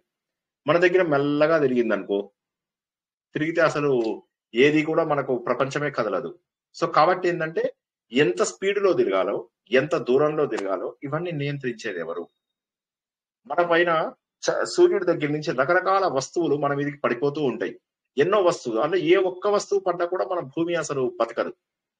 కానీ మనకు అడ్డంగా ప్రతిసారి కూడా జూపిటర్ వస్తూ ఉంటాడు, గురు గ్రహం. రాకపోతే ఏమవుతుంది, ఒక్క రోజులో చచ్చిపోతాం. సో ఇవన్నీ కూడా ఎవరు తిప్పుతున్నారు? ఇవాళ మనం మాట్లాడుకుంటున్న సమయంలో కనీసం ఒక 10-15 వేల సెటిలైట్స్, ఆర్టిఫిషియల్ సెటిలైట్స్ మన భూమి చుట్టూ తిప్పుతున్నాం మనం. రకరకాల దేశాల నుంచి వాళ్ళు సెటిలైట్స్ ని, ఉపగ్రహాలను పంపించి తిప్పుతున్నారు. ఆ తిప్పుతున్నవన్నీ కూడా ఒక కక్షను అనుసరించి అవి తిరుగుతున్నాయి. తిరగకపోతే ఆగిపోయినట్టే, గుర్తుంచుకోండి ఒకటే, తిరగకపోతే ఆగిపోయినట్టే. తిరగాలి. సో కాబట్టి మీరంతా కూడా ఏం చేయాలి, తిరగాలి. ఇప్పుడు దేని చుట్టూ తిరగాలి, దేవుడి చుట్టూ తిరగాలి అదనమాట. సో ఇక్కడ యుగావర్త అంటే యుగములను తిప్పేవాడు. ఈ తిప్పడం అనేటటువంటిది ఏదైతే ఉందో ఇది భగవంతుడి యొక్క లక్షణము. ప్రపంచాన్ని అంతా కూడా తిప్పుతూనే ఉన్నాడు. ప్రతి వస్తువు ఏది కామ్గా కూర్చోదు, స్థిరంగా ఉందంటే పడిపోయింది. కాబట్టి తిరుగుతూనే ఉండాలి. అది యుగ ఆవర్త. అందువల్లనే భగవంతుడి యొక్క మాయని మనం తెలుసుకోవడం కష్టం. ఎక్కడ ఏ రూపంలో ఏది ఉందో తెలియదు మనకు. సీక్రెట్స్ ఇవన్నీ కూడా మాయలు, సీక్రెట్స్. మనకు తెలియని ప్రతిదీ కూడా మాయనే. ఉదాహరణకు ఒక ఇంద్రజాలికుని తీసుకుంటే వాడు ఏం చేస్తాడు, చేతి లోపల నుంచి 10 రూపాయలు చేతిలో పెడతాడు, చేయి ఓపెన్ చేసేసరికి 20 రూపాయలు ఉంటుంది. మాయ, తెలియనిది. అలాంటివి ఎన్నో విషయాలు మనకి ఇప్పటివరకు తెలియవు. ప్రపంచంలో కొన్ని కోట్ల విషయాలు మనకు తెలియనివే ఉన్నాయి. తెలిసిన విషయాలు ఇన్నైతే తెలియని విషయాలు అనేకం. ఎన్నో విషయాలు ప్రపంచంలో మనకు తెలియని ఉన్నాయి. కాబట్టి భగవంతుడు ఒక మాయ లేదు, అనేకమైనటువంటి మాయల రూపము. భగవంతుడు ఒక మాయ కాదు, ఎన్నో రకాల మాయలు కలిగించినటువంటి వాడు. సృష్టి అనేది మాయ, స్థితి అనేటటువంటిది మాయ, మనం పెరగడము మాయ, తల్లి కడుపులో మనం పుట్టడము మాయ, పుట్టిన తర్వాత తల్లి కడుపులోంచి బయటకు వచ్చిన తర్వాతనే మనం ఊపిరి పీల్చుకోవడం అనేటటువంటిది మాయ. ఊపిరి పీల్చుకున్న తర్వాత ఈ పైన ఇది కదలడం మాయ, కదిలిన తర్వాత మనం వాళ్ళని గుర్తుపట్టడం మాయ. మొన్న తత్వవిధానంద గారిది ప్రవచనం అందరినీ వినమన్నాను కదా, అందులో ఏం చెప్పారు ఆయనకు తన కొత్త ప్రపంచంలోకి వస్తాడు. జగత్తు అంటే ఏంటో తెలియదు ఆ పిల్లవాడికి, ఇది జగత్తు అని తెలియదు. ఇదంతా కూడా విచిత్రంగా ఉంటుంది. తను అప్పటి వరకు తల్లి కడుపులో ఉన్నాడు. బయటకు వచ్చి చూసేసరికి ఎవరెవరో జనాలు ఏమో మాట్లాడుతున్నారు. అర్థం చేసుకునేటటువంటి శక్తి కూడా ఉండదు. పాలు తాగడం తప్ప ఏ శక్తి ఉండదు. సో కాబట్టి అతనిది ఏముంటుంది మనకు అక్కడ అంటే ఒక కొత్త ప్రపంచంలోకి వచ్చినట్టే లెక్క. ఒక కొత్త ప్రపంచము, ఒక కొత్త జగత్తు, మనస్సు ఏర్పడుతుంది, తర్వాత లాంగ్వేజ్ వస్తుంది, అప్పుడు మనుషులకు అన్ని అర్థమవుతూ ఉంటాయి. కాబట్టి ఇవన్నీ మాయలే. ఇవన్నీ ఎక్కడివి మాయలు. అప్పటి వరకు గతం అంతకుముందు చేసుకున్నటువంటి పాపములు ఏంటో తెలియవు, పుణ్యములు ఏంటో తెలియవు, ఎందుకు కొంతమంది ధనవంతులుగా ఉన్నారో తెలియదు, ఎందుకు కొంతమంది పేదవాళ్ళుగా ఉన్నారో తెలియదు, ఈ జీవితంలో ఎందుకు బతుకుతున్నా, ఇవన్నీ కూడా మాయలే. కాబట్టి భగవంతుడు ఏమంటారంటే నా ఏక మాయ, నైక మాయ అంటే నా ఏక మాయ. ఒక మాయ కాదు భగవంతుడు, అనేక రకాల మాయల యొక్క సమూహము. నైక మాయ న ఏక మాయ. ఒక మాయ కాదు, అనేక మాయలు, ఎక్కువ మాయలు కలిగినటువంటి వాడు భగవంతుడు. అందుకోసమే ఇన్ని రకాల సీక్రెట్స్. ఇక్కడ మాయా అంటే మనం సీక్రెట్ అనుకోవాలి. మాయా అనగానే ఎంతసేపు మీరు సార్ నేను ఇవాళ దేవుడికి పూజ చేశాను సార్, ఏమిటో మాయ. పిల్లలంటే ప్రేమించాను సార్, ఏమిటో మాయ. అలా మనం చేసుకున్న తప్పులని మనం కవర్ చేసుకోవడానికి మాయా అంటుంటాం. కాదు, మనము తప్పులు కవర్ చేసుకోవడానికి మాయా అనడం కాదు. భగవంతుడు చేసేటటువంటి ప్రతి మిరాకిల్ ఒక మాయనే. జస్ట్ ఇమాజిన్, ఒక తల్లి కడుపులో 9 నెలలు ఉన్న తర్వాత ఆ పిల్లవాడికి తల్లి అంటే ఎంత ప్రేమ కలుగుతుంది, తల్లికి పిల్లలంటే ఎంత ప్రేమ కలుగుతుంది. పశువులు గాని పక్షులు గాని ఎంత ప్రేమిస్తాయి ఆ పిల్లల్ని. ఎక్కడదా ప్రేమ? సింహాలు కూడా వాళ్ళ పిల్లల్ని ప్రేమిస్తాయి. ఎక్కడదా ప్రేమ అనేటటువంటిది ఏది కనిపిస్తుందా? ఒక రూపంలో కనిపిస్తుందా? సో ఇవన్నీ కూడా మాయలు, విపరీతమైనటువంటి మాయలు. మరి ఇంత మాయలు ఇచ్చినటువంటి భగవంతుడు ప్రపంచాన్ని అంతా కూడా కాలస్వరూపుడై దహించేస్తాడు, తినేస్తాడు, భోజనం చేస్తాడు. ఆసనము అంటే భోజనము, చాలా పెద్ద ఆసనము, మహా ఆసనం. ఆసనము అంటే కూర్చోడము, కుర్చీ. ఆసనము అంటే భోజనము అని అర్థము. మహాశన, మహా ఆసనం, బాగా భోజనం చేస్తాడు. బాగా భోజనం చేయడం అంటే 2 అర్థాలు. ఒకటి ఏంటంటే ఈ ప్రకృతి అంతని ప్రళయకాలంలో తను మింగేస్తాడు అని ఒక అర్థం. అందుకే మొన్న మనము దామోదర అనే దానికి అర్థం తెలుసుకున్నప్పుడు ఏమన్నాం? తన కడుపు లోపల, ఉదరం లోపల అన్ని రకాల లోకాలు, అన్ని రకాల జనాలు అందరూ తన కడుపులోనే ఉన్నారు అని. ఇదే విషయాన్ని మనం శివుడికి చెప్పుకున్నప్పుడు కూడా అతను విషం తాగినప్పుడు గొంతు దగ్గర ఆపాడు, లోపలికి పంపించలేదు, కడుపులోకి పంపించలేదు అన్నారు. ఎందుకంటే లోపల అందరూ జనాలు ఉన్నారు అని చెప్పి. సో జనాలందరినీ తినేశాడు అని మీనింగ్. అక్కడ తినేశాడు అంటే ఇక్కడ ఇంకొకటి ఏంటంటే అందరినీ కల్పం యొక్క అంతంలో, యుగం యొక్క అంతంలో తనలో కలుపుకునేవాడు అని ఒక మీనింగ్. మరొక మీనింగ్ ఏంటి అంటే మనందరం భోజనం చేస్తున్నాం. బ్రాజిష్ణు భోజనం భోక్త అని అన్నాం. భోజనము ఆయననే, భోక్త ఆయననే. మన అందరి రూపాలలో కూడా తింటున్నది ఎవరు? ఒక్కడే కదా భగవంతుడు. మీ రూపంలో, నా రూపంలో, అందరి రూపంలో తింటున్నది ఆయనే. కాబట్టి మామూలు భోజనకర్త కాదు భగవంతుడు, మహాభోజనకర్త. ఇక్కడ దీని అర్థము మనము 2 రకాలుగా కూడా చాలా అద్భుతంగా తెలుసుకున్నాం. ఒకటేంటంటే ప్రపంచమంతా తనలో కలుపుకునేటటువంటి లయకారుడు అనే ఒక అర్థం. మన అందరి రూపంలో కూడా మనము భోజనం చేస్తాం అనుకుంటున్నావా? కాదు, భగవంతుడే భోజనం చేస్తున్నాడు. భోజన భోక్త అని మనం ఇంతకుముందు తెలుసుకున్నాం. అదే అర్థాన్ని మరొకసారి తెలుసుకున్నాము. తర్వాత వచ్చినటువంటి 2 నామాలు చాలా అద్భుతమైనటువంటి నామాలు. అదృశ్య, వ్యక్త రూప. అదృశ్య, దృశ్యము లేనటువంటి వాడు అంటే దృశ్యము కానటువంటి వాడు అంటే కనిపించనటువంటి వాడు అంటే తెలియనటువంటి వాడు. అంటే మన ఇంద్రియాలతోటి, మన కండు, ముక్కు, నోరు, చెవులు, వీటితోటి భగవంతుని స్పర్శ, వీటితోటి భగవంతుని తెలుసుకోలేము. మరి భగవంతుని ఎలా తెలుసుకుంటాము? అవ్యక్త రూపంలో ఉన్నాడు. అవ్యక్త రూపంలో ఉన్నవాడిని తెలుసుకోవడం కష్టం. అందుకే మనకేమని చెప్పాడు? క్లేశోధిక తరస్తేషాం అవ్యక్తాసక్త చేతసాం అని చెప్పేసి తెలుసుకున్నాం మనం 12వ అధ్యాయంలో. కాబట్టి ఎలా దేవుణ్ణి ఇప్పుడు రూపంతో పోల్చుకోవాలా, రూపం లేకుండా పోల్చుకోవాలా? అదృశ్య, వ్యక్త రూప, 2 కూడా భగవంతుడికే చెబుతున్నాడు. అదృశ్య అంటే భగవంతుడికి రూపము లేదు. వ్యక్త రూప అంటే భగవంతుడు రూపములో వ్యక్తీకరింపబడినాడు. ఒకసారి రూపము లేదు అని చెప్తున్నాం, మరొకసారి రూపము ఉన్నది అని చెప్తున్నాం. 2 కూడా కరెక్టే. అంటే మన ఇంద్రియాలతోటి మనము భగవంతుని చూడాలి అంటే చూడలేము. కానీ నువ్వు ఒక తత్వవేత్త అనుకో, నువ్వు ఆలోచన పరుడు అనుకో, నువ్వు గుర్తించగలుగుతావు భగవంతుని. నువ్వు యోగీశ్వరుడు అనుకో, భగవంతుని గుర్తించగలుగుతావు. భగవంతుని గుర్తించడం పెద్ద కష్టం కాదు. భగవంతుడు స్వయం ప్రకాశకుడు. కాబట్టి ఏమవుతుందంటే నీ లోపల జ్యోతి ఏదైతే ప్రకాశిస్తూ ఉన్నటువంటి జ్యోతి ఉందో దాన్ని నీ లోపలే నువ్వు భగవంతుని దర్శించగలుగుతావు. అతను ఏమంటాడు త్యాగరాజు? అదేం పాట నేను మర్చిపోయాను. కనుగొంటిని ఇతరులు శ్రీరాముని నేడు కనుగొంటిని. అది కాదు సార్. కలిగినదే నాకు కైవల్యము. ఎస్, కలిగినది నాకు కైవల్యము, ఇతరులు ఎవరు దొరకనిది. అది వస్తుంది. ఒకసారి ఎవరికైనా లిరిక్స్ వచ్చా? కలిగినది నాకు కైవల్యము, ఇతరులు ఎవరు ఎరగనిది అనుకుంటూ వస్తుంది. ఎవరికైనా జ్ఞాపకం ఉందా? త్యాగయ్యేది అనుకుంటాను. అది కలిగినది నాకు కైవల్యం. నాకు ఇవాళ తెలిసింది, భగవంతుని నేను చూశాను.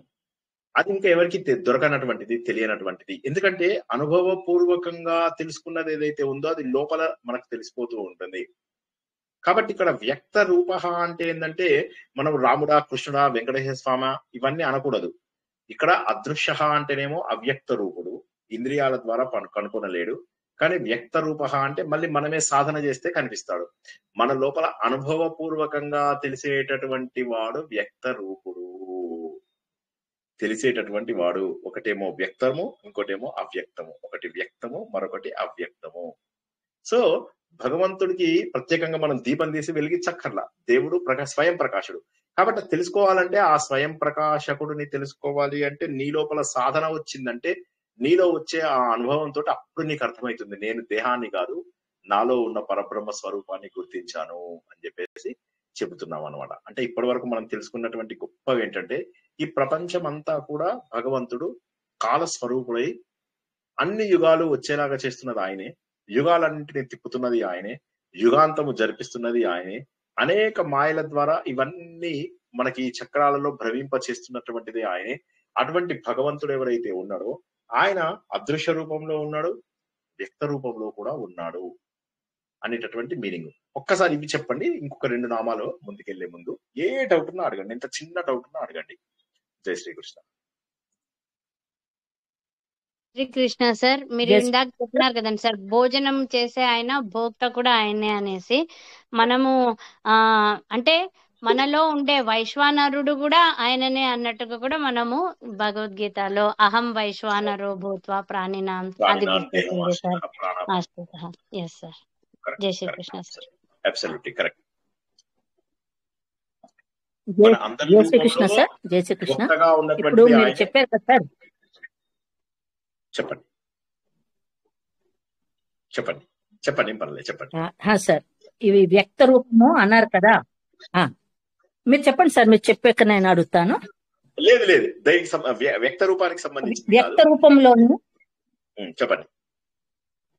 అచ్చా, ఓకే సార్. అందుకే if I have understood correctly మీరు ఏమన్నారంటే అదృశ్యుడు అంటే కనపడ్డు, ఓకే.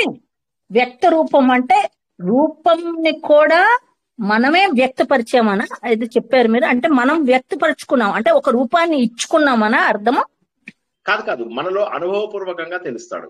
అంటే ఇప్పుడు భగవంతుడిని కరెక్ట్ గా స్థూల రూపం లోపల చెప్పడం అనేది కష్టము. కానీ భగవంతుడు లేడని కాదు, కానీ మనకు లోపల ఆ రూపం తెలిసిపోతూ ఉంటుంది. అంటే ఎప్పుడైతే భగవంతుడి యొక్క అనుభవం కలుగుతుందో, అంటే నేనేమన్నాను, భగవంతుడిని స్వయం ప్రకాశకుడు అన్నాం. స్వయం ప్రకాశకుడు అంటే ఏంటి?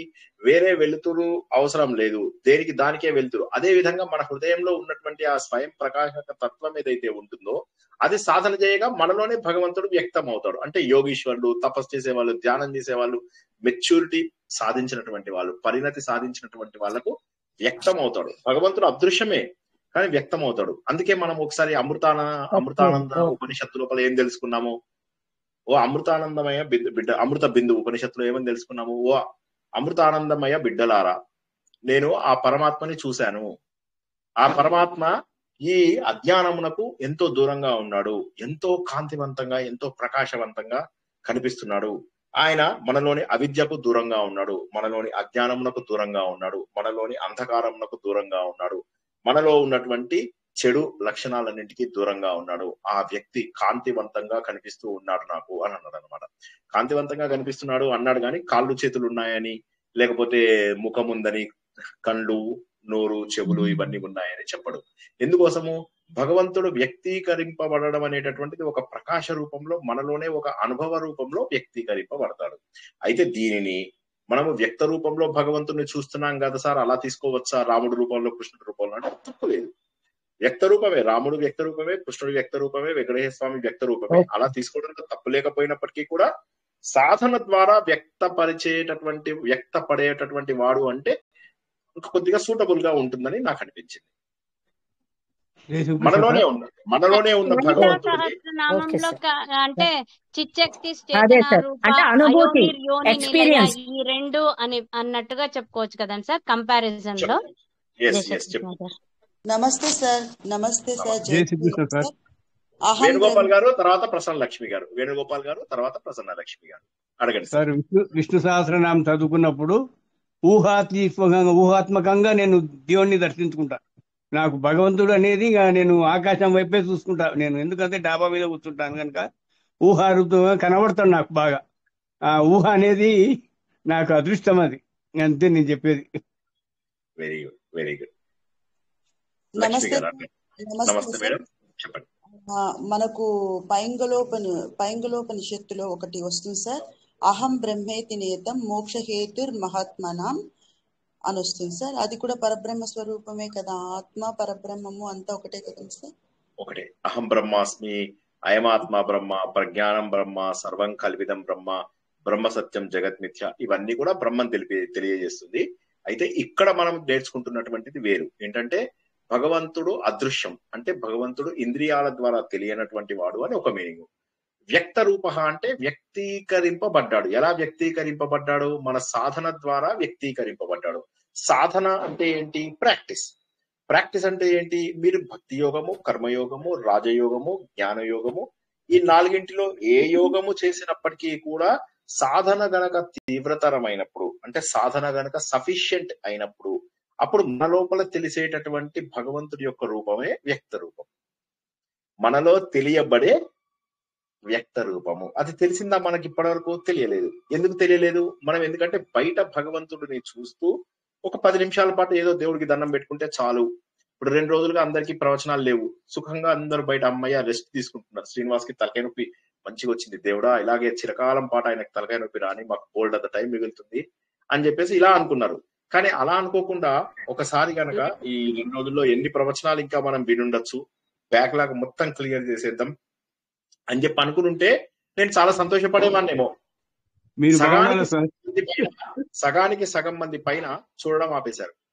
అంటే ఎవరి పనులలో వాళ్ళు బిజీగా ఉన్నారు. సో మనం ఏం చేస్తున్నాము? భగవంతుడిని సాధన రూపంలో మనలో చూడడం గుర్తులే తెచ్చుకోక మనం ఏం చేస్తున్నామంటే బయట చూడడానికి గుర్తుపడుతున్నాం. సో కాబట్టి మనలో పరమాత్మ ఉన్నాడు అని ఆవిడ చెప్పింది అది కరెక్ట్. అది అందరికీ మనందరము ఎప్పుడు తెలుసుకుంటున్నటువంటి విషయమే. దానికి తోడుగా ఇక్కడ ఏంటంటే ఆ సాధన ద్వారా మాత్రమే తెలుపబడేవాడు వ్యక్త రూపం. అంటే ఈ వ్యక్త రూపంని నేను రాముడుగా, కృష్ణుడుగా అవన్నీ కూడా చేసుకుంటే తప్పులేదు. కానీ ఇక్కడ మనం అర్థం చేసుకోవాల్సింది ఏంటంటే ఈ ప్రపంచం అంతా కూడా నడిపిస్తూ, ఈ ప్రపంచంలో ఉన్నటువంటి యుగాలన్నింటినీ కూడా ఒకదాని తర్వాత ఒకటి తిప్పుతూ, వీటన్నింటినీ తన లోపలే మళ్ళీ ఐక్యం చేసుకుంటూ, ఈ విధంగా తనే వీటన్నిటిని భోజనం చేస్తూ, ఎవరికి ఇంద్రియాల ద్వారా దొరకనటువంటి భగవంతుడు ఇంద్రియాలకు అతీతంగా నువ్వు సాధన చేసినప్పుడు నీకు దొరికేటటువంటి అవకాశం ఉంది. వ్యక్త రూపుడుగా నీ లోపల ఆ రూపం తెలుస్తుంది. దానికి మనము అమృత బిందు ఉపనిషత్తు ద్వారా తెలుసుకున్నాం. జై శ్రీకృష్ణ. ఇంకా కృష్ణ సార్, యుగాన్ని బట్టి శ్రీకృష్ణ వినిపిస్తుంది సార్? చెప్పమ్మా, ఇప్పుడు వినిపిస్తుంది. యుగాన్ని బట్టి ధర్మం అన్నారు కదా సార్. ఇప్పుడు కలియుగం కాబట్టి కలి ప్రవేశించింది పరీక్షిత్తుకు అని అన్నారు కదా సార్. ఇప్పుడు కలి మాయ అందరిలో ఉంటదని. అయితే ఇప్పుడు ఇది దీని తర్వాత మళ్ళీ సత్యయుగం వస్తుంది కదా సార్. మళ్ళీ సత్యయుగం వస్తుంది. అంటే కలి ఉండదు కదా సార్ ఇంకా అప్పుడు. అంటే దాన్ని బట్టి ఇంకా సత్యం ధర్మం అన్నట్టే ఉంటుంది కదా సార్ ఆ యుగంలో. ఇంకా మళ్ళీ ఇంకా చాలా అద్భుతంగా ఉంటుంది ఆ యోగం, చాలా అద్భుతంగా ఉంటుంది. అప్పుడు అందరూ కూడా చక్కగా తపస్సు, దానము ఇవన్నీ చేసుకుంటారు, 1000 సంవత్సరాలు బతుకుతారు, వేదాలు చదువుకోవడానికి చక్కటి సమయము. ఒకసారి ముందు ఒక సిస్టమ్ అంతా నాశనం అయిపోతే కొత్త సిస్టమ్ ప్రారంభం అవుతుంది. దీనినే మనం ఇంకా ఎలా అర్థం చేసుకోవచ్చు అంటే, ఉదాహరణకు మన దేశం లోపల మా తరం వెళ్ళిపోయింది అనుకోండి, నా ఏజ్ తరం అంతా వెళ్ళిపోయింది అనుకోండి, కొత్త తరం ప్రారంభమైంది అనుకోండి, కొత్త వాళ్ళందరూ మంచి వాళ్ళు వచ్చారు అనుకోండి. ఒక కరెక్ట్ జనరేషన్ దేశం మొత్తం మార్చేస్తుంది. ఒక కరెక్ట్ జనరేషన్ పాలిటిక్స్ మారుస్తుంది. ఒక కరెక్ట్ జనరేషన్ గవర్నమెంట్ ఆఫీసుల లోపల పేదరికాన్ని పేదరికం అంటారు, కరప్షన్ ని తగ్గిస్తుంది. ఒకే జనరేషన్ మొత్తం అంతా మార్చి స్వర్గధామంగా మార్చేయగలదు. ఒక మంచి రాజు వచ్చి స్వర్గధామంగా మన దేశాన్ని మార్చే అవకాశం ఉంది. అంటే మనకు మొన్న ఏదో చెప్తున్నారు అనమాట, మెట్రో రైలు హైదరాబాద్ లోపల 22,000 కోట్లు పెట్టి తయారు చేశారు. అంతకు సమానమైనటువంటి సర్వీస్ మెట్రో రైలు ఇస్తుందా? ఇవ్వడం లేదు. ఎందుకంటే మెట్రో రైలు లోపల మీరు ఏం చేశారు? మీరు 3 బోగీలు పెట్టారు. 3 బోగీలు పెట్టడం వల్ల ఏమవుతుంది? మీకు మెట్రో ట్రైన్ అందరినీ తీసుకెళ్లలేదు, క్రిక్కిరిసిపోతారు. 9 దాటిందంటే మీకు నిలబడడానికి ప్లేస్ ఉండదు. ఇంకొక 300 కోట్లు కనుక పెట్టగలిగితే ఇంకొక 10 రైళ్లు పెట్టగలుగుతారు, అప్పుడు మనకు సరిపోతుంది. కానీ ఆ 300 కోట్లు పెట్టడానికి ఆలోచిస్తున్నారు, 22,000 కోట్లు ఖర్చు పెట్టారు. ఎందుకని? 22,000 కోట్లు ఖర్చు పెడితే ప్రాజెక్టు రూపం లోపల ఎవరికి కావాల్సినంతగా వాడు కొట్టేయచ్చు, నొక్కేయచ్చు. ఇదే మీరు ఇక్కడ చూసుకున్నట్లయితే ఇందులోపల ఏమవుతుంది, ఈ కొత్త కొత్త డబ్బాలు పెట్టాలంటే పెద్దగా నొక్కడానికి ఉండదు. 300 కోట్లలో ఏం నొక్కుతారు? ఎందుకంటే 300 కోట్లవి నీకు డబ్బాలు చూపించాలి. 300 కోట్లు అని చెప్పి 100 కోట్లకి డబ్బాలు తీసుకొస్తే 200 కోట్లు నొక్కేయచ్చు. కానీ 300 కోట్లు అన్నప్పుడు నీకు ఆ డబ్బాలు చూపించాలి కదా, సో కష్టం. అదే ప్రాజెక్ట్ అన్నప్పుడు ప్రాజెక్ట్ ఎక్స్పెండిచర్ ఎంతైనా చూపించుకోవచ్చు, ఇష్టం వచ్చినట్టుగా మార్చొచ్చు, ఇష్టం వచ్చినట్టుగా చేయొచ్చు. ఇప్పుడు అంతేకాదు, ఇప్పుడు మీరు ఈవెన్ రోడ్డు వేస్తారు కదా, రోడ్డు వేసేగానే వెంటనే కాంట్రాక్టర్ కి పైసలు ఇవ్వరు. 2 ఏళ్ల పాటు అక్కడ ఏ పాట్ హోల్స్ లేకపోతే డబ్బులు ఇస్తారు. 2 ఏళ్ల పాటు రోడ్డు మీద పాట్ హోల్స్ ఉండకూడదు. కానీ అందులో ఒక క్లాజ్ ఉంది కాబట్టి ఎప్పటికీ కాంట్రాక్టర్స్ కి డబ్బు రాకూడదు. కానీ మరి ఎలాగో వస్తుంది వాళ్ళకి? వాళ్ళు ఏం చేస్తారంటే వర్షం పడి రోడ్డు కొట్టుకుపోయింది అని చెప్పి బిల్స్ చూపిస్తారు. అదొక చిన్న క్లాజ్ ఉంటది, ప్రకృతి విపత్తుల వల్ల రోడ్డు పాడైతే మేము రెస్పాన్సిబుల్ కాదు అని ఒక క్లాజ్ ఉంటుంది అనమాట. సో ఒక రోడ్డుకి 2 సంవత్సరాలు కనీసం సర్వీస్ ఇవ్వాలి. కానీ మీ అందరికీ తెలుసు 6 నెలల్లో కొట్టుకుపోతాయి రోడ్డు అని. అప్పుడు వాడు ఏం చేస్తాడు, వర్షం వల్ల కొట్టుకుపోయింది అంటారు. మరి వర్షం వల్ల కొట్టుకుపోయింది అంటే ఏం చేయాలి? మళ్ళీ కొట్టుకుపోయిన రోడ్డుకు మళ్ళీ ఇంకొక కాంట్రాక్ట్ ఇవ్వాలి. ఆ కాంట్రాక్ట్ కూడా వీడికే ఇస్తారు. సో కాబట్టి రోడ్డుని వాడు నాశనం చేస్తాడు. ఎందుకంటే వాడికి 2 ఏళ్లలో పాట్ హోల్స్ లేకుండా ఉంటే పైసలు కానీ ఈ ప్రకృతి క్లాత్ చూపించి వాడు నా తప్పు కాదు అంటాడు. కాబట్టి వాడికి 2 ఏళ్ల తర్వాత వచ్చే డబ్బు వస్తుంది. మధ్యలో పాట్ హోల్స్ పెట్టుకోవడం వల్ల ఎన్నైతే కాంట్రాక్ట్ ఉంటాయో అవి కూడా తనకే వస్తాయి. ఇందులోపల గవర్నమెంట్ అఫీషియల్స్ డబ్బు దొబ్బేస్తారు, ఇటు కాంట్రాక్టర్లు డబ్బు కొట్టేస్తారు. అందుకే మీకు రోడ్ల మీద ఇంత దారుణంగా ఎందుకుందో తెలుసా? మెట్రో రైలు అసలు అవసరం ఏముంది మనకు? కరెక్ట్ గా కనుక మీరు రోడ్లు బాగుంటే మనకు మెట్రో రైలు అవసరం ఏముంది? ఎంత నాశనం అంటే జస్ట్ ఇమాజిన్ చేసుకోండి, కొన్ని 100 కోట్లు పెట్టి రోడ్లను బాగు చేసే బదులుగా వాడు ఏం చేస్తున్నాడు, కొత్త రోడ్లు కట్టడానికి ఇంపార్టెన్స్ చూపిస్తారు కానీ పాత రోడ్లని మెయింటైన్ చేయడానికి ఎక్కువ ఇష్టపడరు. ఎందుకంటే కొత్త రోడ్లలో ఎక్కువ కమిషన్ వస్తుంది. సో కాబట్టి ఏమైతుంది, ఈ విధంగా మనకు కంటిన్యూస్ గా మనకు అసలు అవును ఇదంతా ఎందుకు చెప్తున్నాం మనం, మర్చిపోయా నేను. కలియుగంలో మాయ అని యుగాన్ని బట్టి ధర్మం. ఆ విధంగా ఒక కరెక్ట్ జనరేషన్ ఈ సిచ్యువేషన్ అంతా కూడా మార్చగలదు.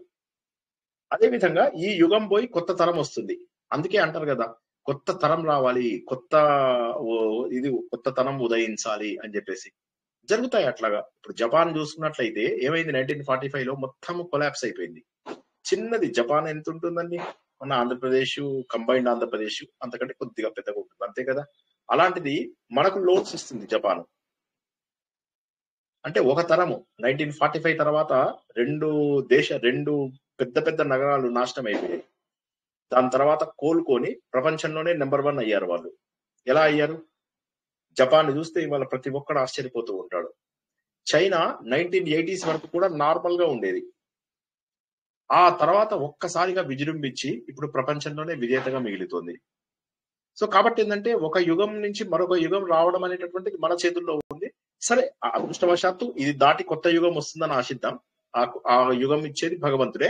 కలియుగం వెళ్ళిపోయి అప్పుడు ఏమవుతుందంటే అందరూ మంచి వాళ్ళు పుడతారు, అందరిలో కూడా మంచి బుద్ధి ఉంటుంది, అందరూ కూడా దేవుడిని పూజించడము, పెద్దలను పూజించడము, అతిథులను పూజించడము, 1000 సంవత్సరాలు బతకడము, వేదాలు నేర్చుకోవడము, సదాచారాన్ని పాటించడము, ఇవన్నీ కూడా జరుగుతాయి. కాబట్టి తప్పక మంచి రోజులు వస్తాయి.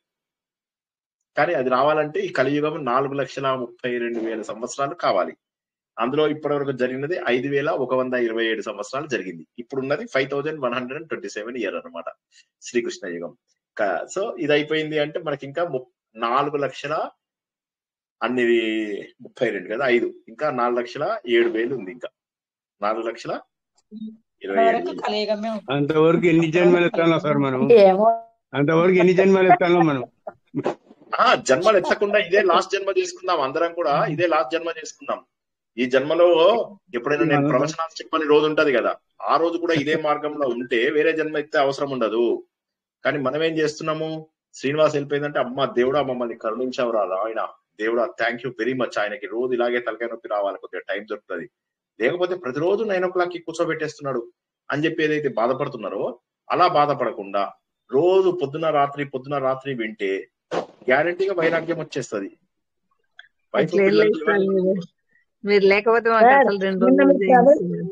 నిద్ర పట్టలేదు సార్, నిజంగా మీ ప్రవచనం నిద్ర పట్టలేదు సార్ నాకు. తోలబాట లేకపోవడం వల్ల నిద్ర పట్టలేదు.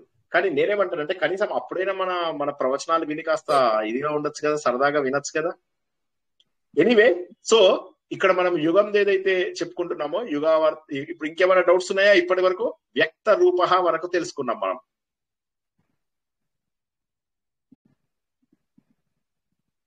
ఇంకేమి డౌట్ లేదా? సో భగవంతుడు అనేక రకమైనటువంటి మాయలను చేసేవాడు. ఇప్పుడు ఇక లాస్ట్ ది సహస్ర జిత్, అనంత జిత్. ఇది కొద్దిగా కావాలని ఆపాను అనమాట. ఎందుకు? జిత్ అంటే గెలవడము, సహస్ర జిత్, అనంత జిత్. ఏమిటి రెండు జిత్తులు ఏంటి? అనంతం అంటే అనంతము, సహస్రం అంటే 1000. ఒక్కొక్కసారి 1000 అన్న సహస్రం అన్న ఒక్కటే. మరి ఎందుకు రెండు పేర్లు పెట్టాడు? ఎందుకంటే మొదటి దాంట్లో ఏంటంటే మనలో ఉన్నటువంటి అవలక్షణాలను పోగొట్టేవాడు. ఎప్పుడు మనకు అవలక్షణాలు ఉంటాయి అంటే మనలో ఉన్నటువంటి వేలాది అవలక్షణాలు. సార్ వేలాది ఎక్కడున్నాయి సార్? కామ, క్రోధ, లోభ, మోహం. మనం అవి గ్రూప్ గా చేసినప్పుడు, గ్రూప్ గా చేయనప్పుడు మన లోపల వేలాది అవలక్షణాలు ఉంటాయి. మనకు తెలిసినవి బోలెడన్న అవలక్షణాలు. 6 మనం తెలుసుకున్నాం భగవద్గీత లోపల. 6 త్రివిధం నరకస్యేదం అనుకుంటూ మనము భగవద్గీతలో తెలుసుకుంటూ పోతున్నాం. కానీ ఎన్నో అవలక్షణాలు ఉన్నాయి మన లోపల. ప్రతి చిన్న మాట తప్పే, ప్రతి చిన్న పని తప్పే చేస్తాం. కానీ మనం ఏమనుకుంటాం? ఇవి తప్పులు కాదు. మనం ఏమనుకుంటామంటే ఇవన్నీ తప్పులు కాదు. మరి తప్పులు అంటే ఏంటి?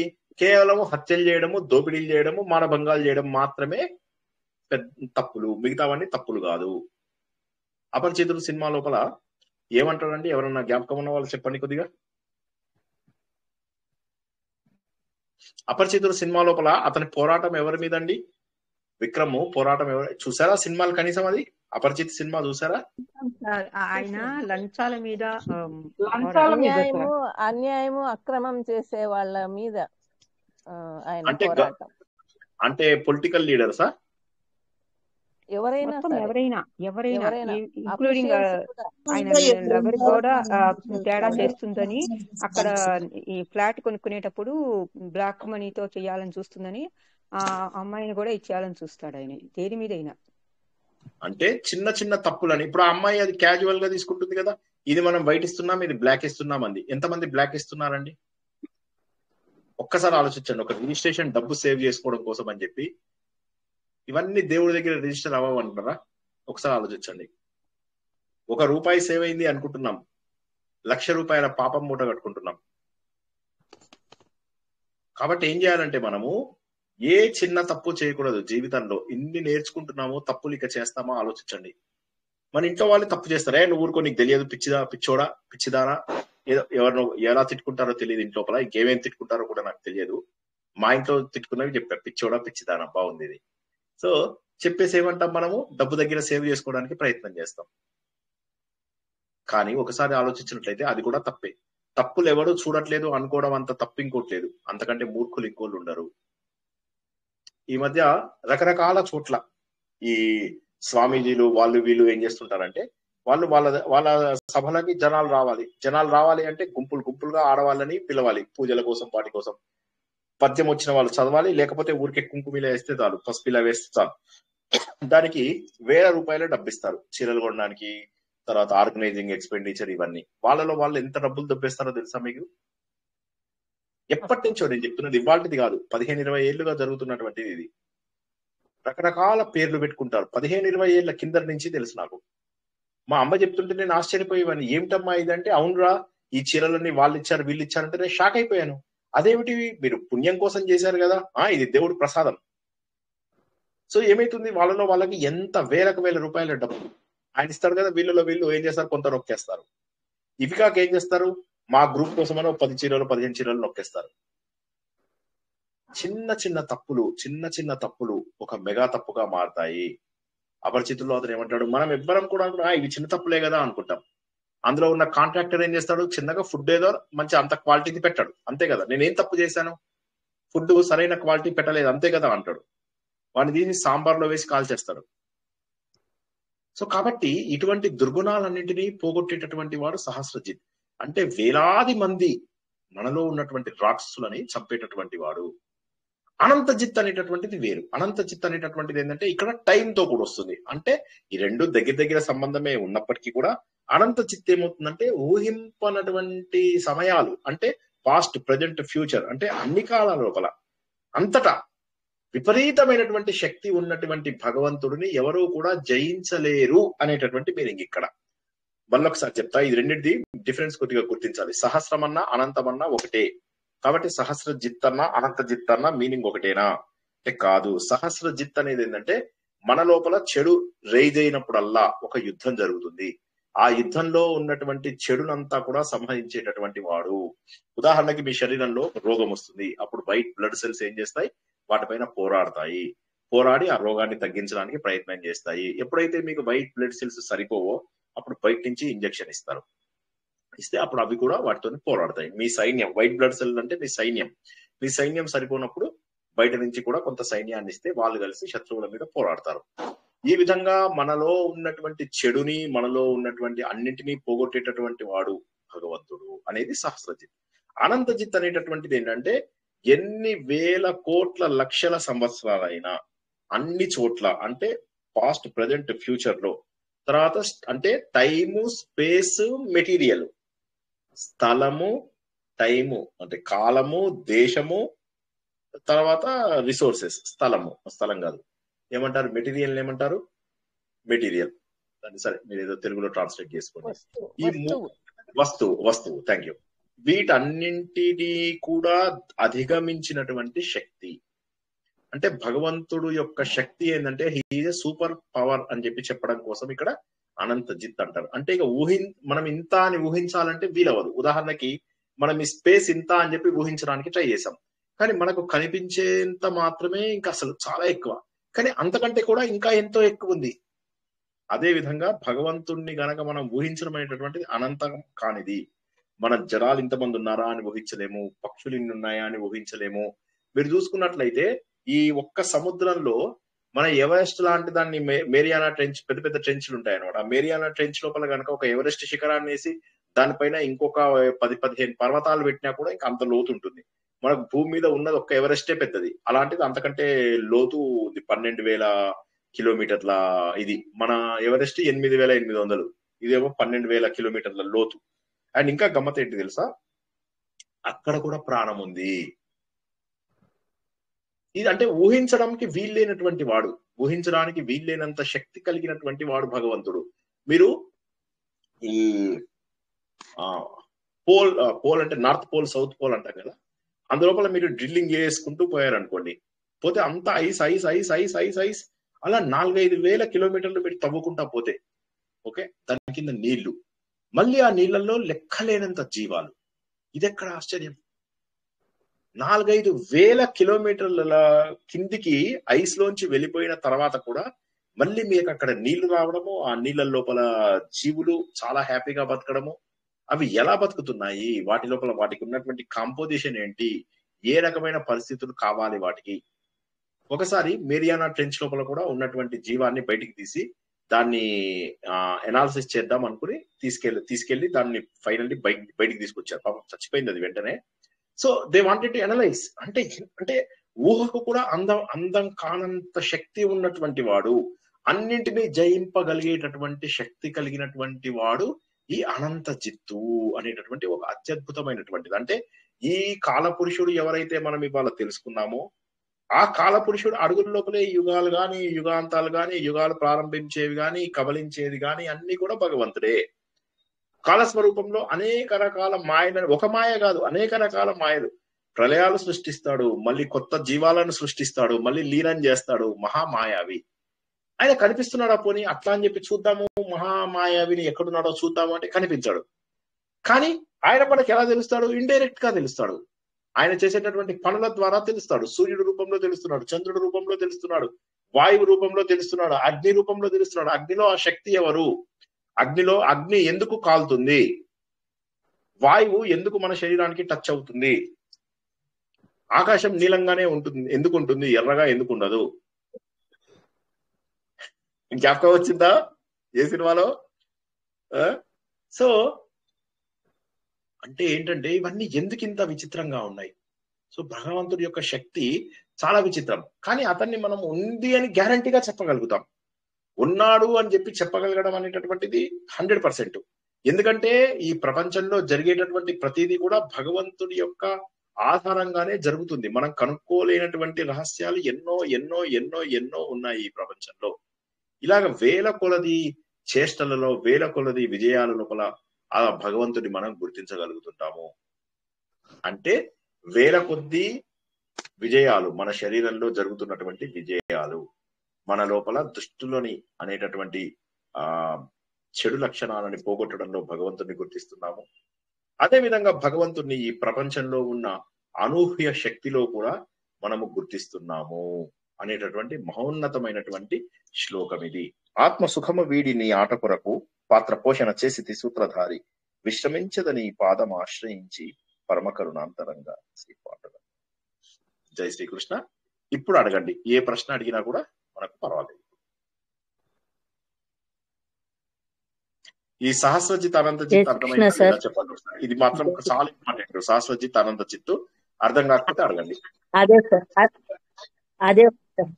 అదే అడుగుతున్నాను సార్.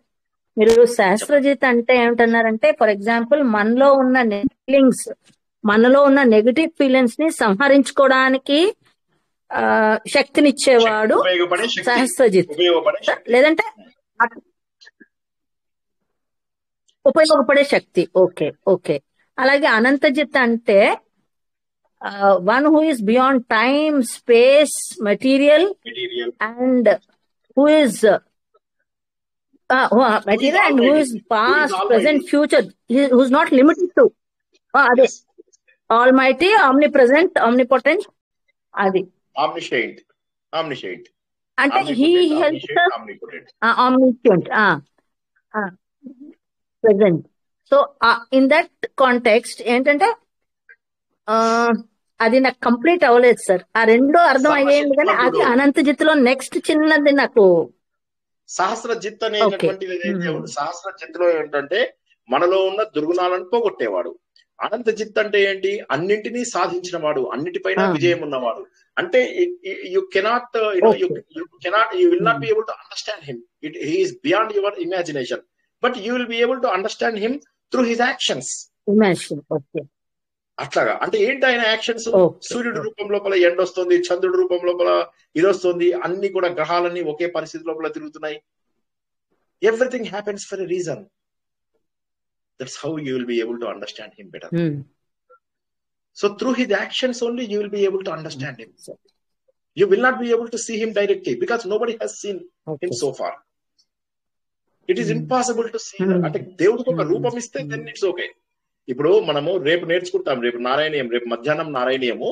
సో ఈ నారాయణీయము వచ్చే వారము ఒక 3-4 క్లాసుల్లో అత్యద్భుతమైనటువంటి విషయాలు మనం తెలుసుకుంటాము. రేపు మధ్యాహ్నం 3 గంటలకి క్లాస్ ఉంటుంది. అందులోపల కూడా మనం తెలుసుకుంటాం. నిర్గుణ రూపం లోపల భగవంతుణ్ణి గజేంద్రుడు పూజిస్తాడు. భగవంతుడు ముందు గజేంద్రుడు ఎలా పూజిస్తాడు భగవంతుణ్ణి? అందరూ మిగతా వాళ్ళలాగా ఏదో తన శక్తి తనది అనే ఏదో తన శక్తి పైన ఆధారపడి పోరాడుతూ ఉంటాడు. తర్వాత చివరికి ఏమవుతుంది? నిర్గుణ రూపంలో భగవంతుని పూజిస్తారు. నారాయణీయం బుక్ ఉన్న వాళ్ళు ఎవరైనా చూడండి, నారాయణీయం బుక్ ఉన్న వాళ్ళు, నారాయణీయం నేర్చుకున్న వాళ్ళు 26వ దశకంలో చూడండి, నిర్గుణ రూపుడైనటువంటి భగవంతుణ్ణి, అంటే గుణములకు అతీతుడై రూపములకు అతీతుడై ఉన్నటువంటి భగవంతుడిని పూజిస్తాడు. పూజించినప్పుడు అప్పుడు అతనికి భగవంతుడు తన లోపల కనిపిస్తాడు. అదన్నమాట. So this is where he is beyond your imagination, but through his actions you will be able to understand him. You should be understanding him. You have to understand him. అంటే అది ఎక్కడి నుంచి వస్తుంది? మనకు మెల్లమెల్లగా ఆలోచించడం ద్వారా వస్తుంది. ఖచ్చితంగా యూ షుడ్ బి. నువ్వు అట్లా అనమాట. అలా చేస్తే మనకు తప్పకుండా దొరికి తీరుతాడు. ఎవరు?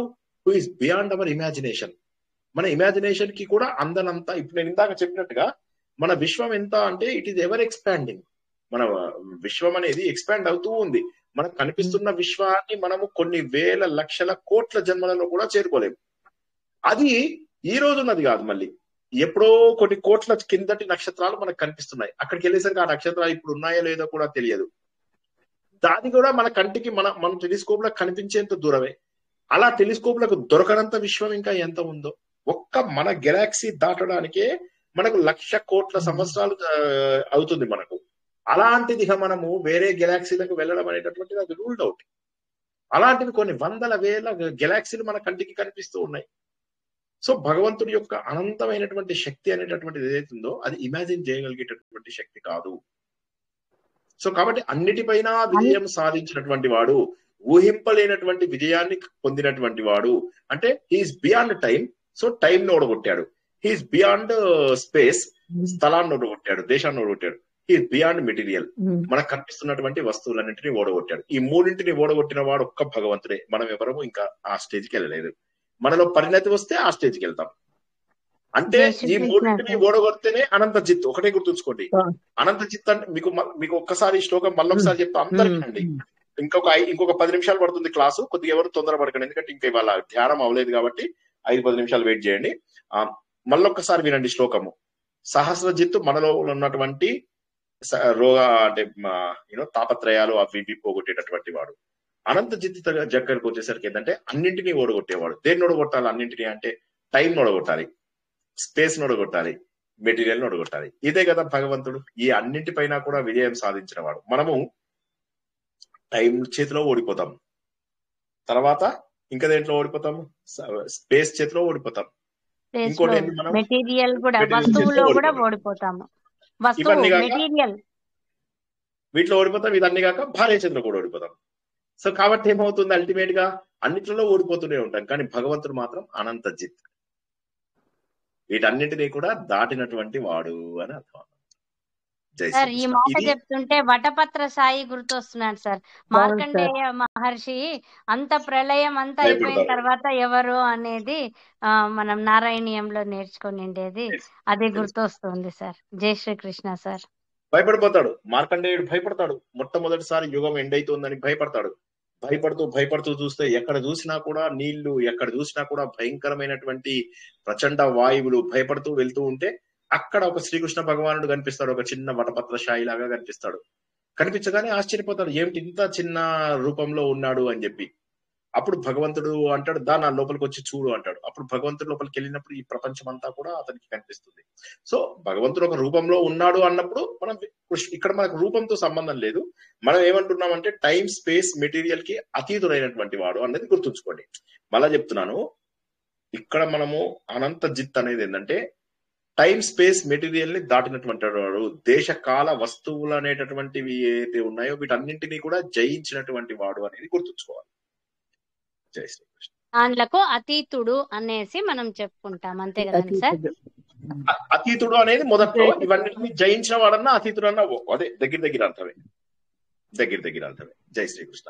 పద్మప్రియ అడగండి. జై శ్రీకృష్ణ సార్. ఇందాక మీరు అడిగిన కీర్తన అమ్మాచారులది, కైగినిదే నాకు కైవల్యము, కైగేనిదే నాకు కైవల్యము, తొలుతనెవరికి దొరకనిది, కలిగేనిదే నాకు కైవల్యము.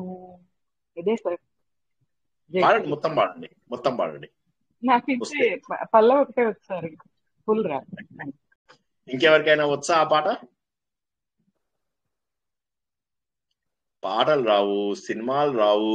పోయి కుంకుమ పూజలు చేయమంటే కుప్పలుగా చేస్తారు. చీరలు కొట్టేయమంటే లెక్కలేదు.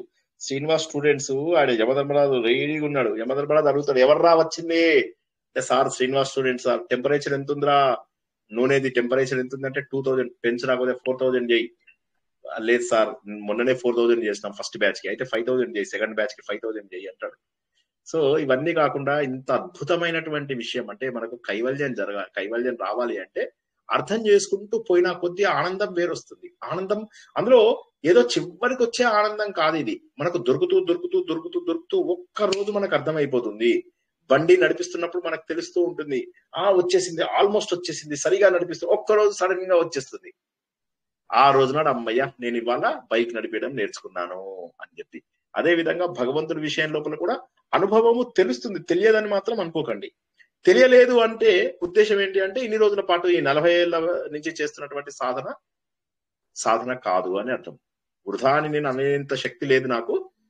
అది ఎటు దారి తీసిందో నాకు తెలియదు. మేబీ పుణ్యంలోకి దారి తీసి ఉండొచ్చేమో. కానీ భగవంతుడిని మాత్రం గుర్తించలేనప్పుడు మన ఆధ్యాత్మికత అనవసరము అని గుర్తుంచుకోండి. ఆధ్యాత్మికత ద్వారా మనలో చెడు లక్షణాలు పోతాయి. భగవంతుడి యొక్క అనుభవము క్రమ పద్ధతిలో తెలుస్తూ ఉంటుంది. జై శ్రీకృష్ణ. ఇంకెవరికైనా ప్రశ్నలు ఉన్నాయా? లేకపోతే ఈ 7-8 నామాలు మనము ధ్యాన రూపంలో నేర్చుకున్నాం. అన్నమాచార్య కీర్తన సార్ ఇది. అన్నమాచార్యదా? Okay sir. నాకు తెలియదు, నాకు అది త్యాగరాజు అనుకున్నాను. ఓకే.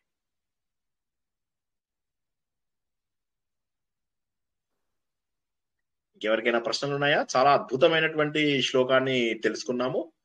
ఈ శ్లోకాన్ని ఈ వారం మొత్తము చదువుకోండి చక్కగా. రోజంతా కూడా ఇదే శ్లోకాన్ని ధ్యాన పద్ధతి లోపల చదువుకోండి. మళ్ళొకసారి చెప్తున్నా, యుగాన్ని పుట్టించేవాడు,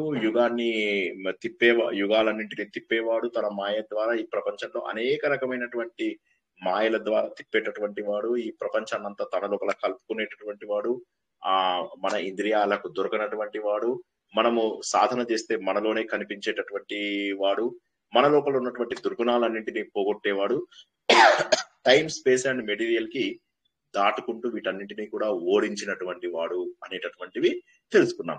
ఇప్పుడు ఎలాగో నామముల యొక్క అర్థం తెలుసుకున్నారు కాబట్టి మీరు ధ్యానం చేసేటప్పుడు ఏం చేస్తారంటే చక్కగా మనస్ఫూర్తిగా ఇది గుండె లోపల పెట్టుకుంటూ ధ్యానము చేసుకోండి. అందరూ కూడా నిటారుగా కూర్చోండి. 2 నిమిషాలలో ఎన్నో శ్లోకం సార్ ఇది? నాకు అంత ఐడియా లేదండి. ఎవరైనా చెప్పగలరా ఎన్నో శ్లోకము? శ్లోకం 33 అండి. 33 అండి. Okay okay. ఒకసారి అందరూ కూడా నిఠారుగా కూర్చోండి. ఎప్పట్లాగానే దీర్ఘంగా గాలి పీల్చుకుంటాము. పీల్చుకుని 3 సార్లు ఓంకారము, 3 సార్లు కూడా దీర్ఘంగా గాలి పీల్చుకోండి. ఎంత వీలైతే అంత గాలి పీల్చుకుని మెల్లమెల్లగా వదులుతూ మీరు ఓంకారాన్ని చేసి తర్వాత మంత్రములను జపించండి.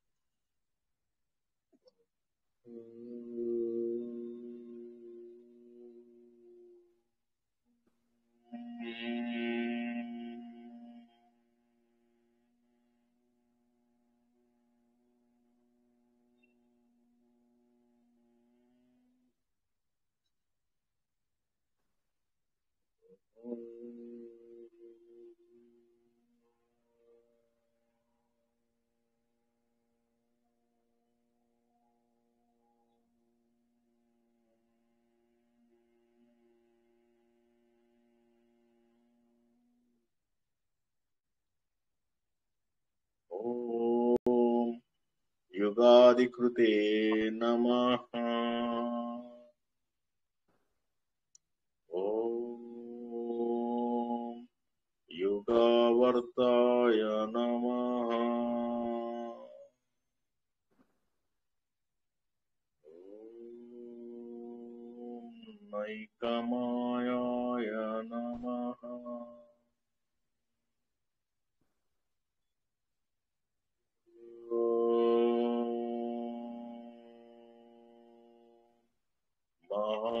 మహాశనాయ నమః.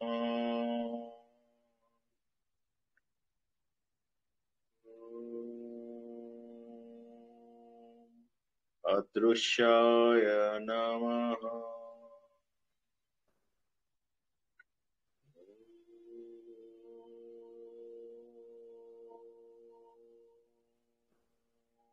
వ్యక్తరూపాయ నమః.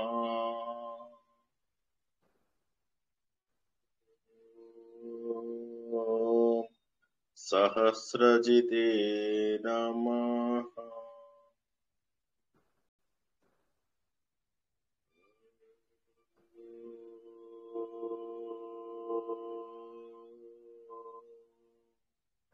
అనంతజితే నమః.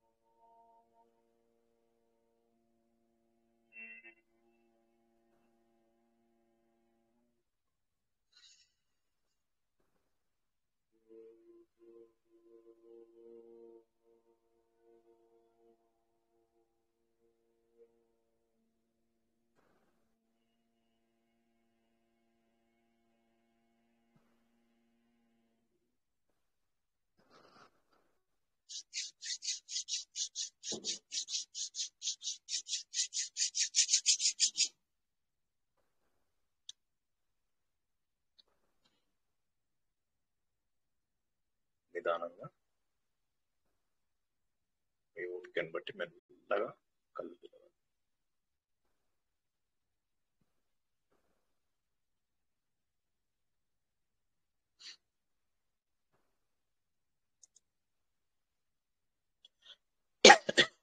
జై శ్రీకృష్ణ.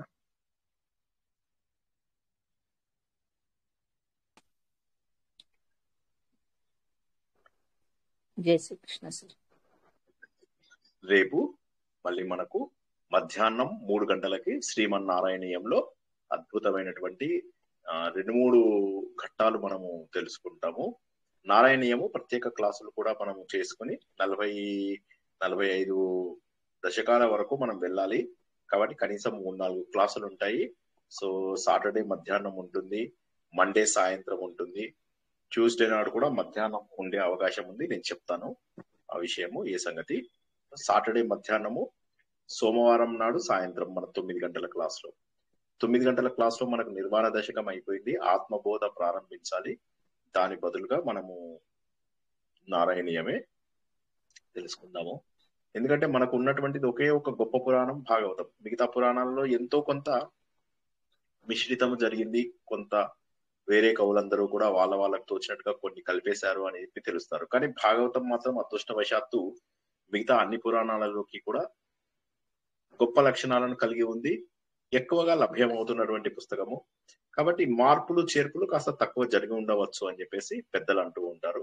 అటువంటి భాగవతం యొక్క చిన్న రూపమైనటువంటి శ్రీమన్నారాయణీయము మన లోపల కూడా మార్పు తేవాలి. ఏ విధంగానైతే నారాయణ భట్టాత్రిలో క్రమ పద్ధతి లోపల మార్పు వచ్చిందో, అంతకుముందు నా రోగాల గురించి మాట్లాడే వ్యక్తి ఇప్పుడు నా రోగాల గురించి మాట్లాడటం లేదు, నా క్షేమం గురించి మాట్లాడుతున్నాడు. మెల్లమెల్లగా ఆయన లోపల పరిణతిని మనం గుర్తిస్తూ ముందుకెళ్తుంటాము. ఇంకా అయిపోయింది. మనకు 40లోకి వెళ్ళామంటే శ్రీకృష్ణ భగవానుడి యొక్క అవతారం ప్రారంభం అవుతుంది.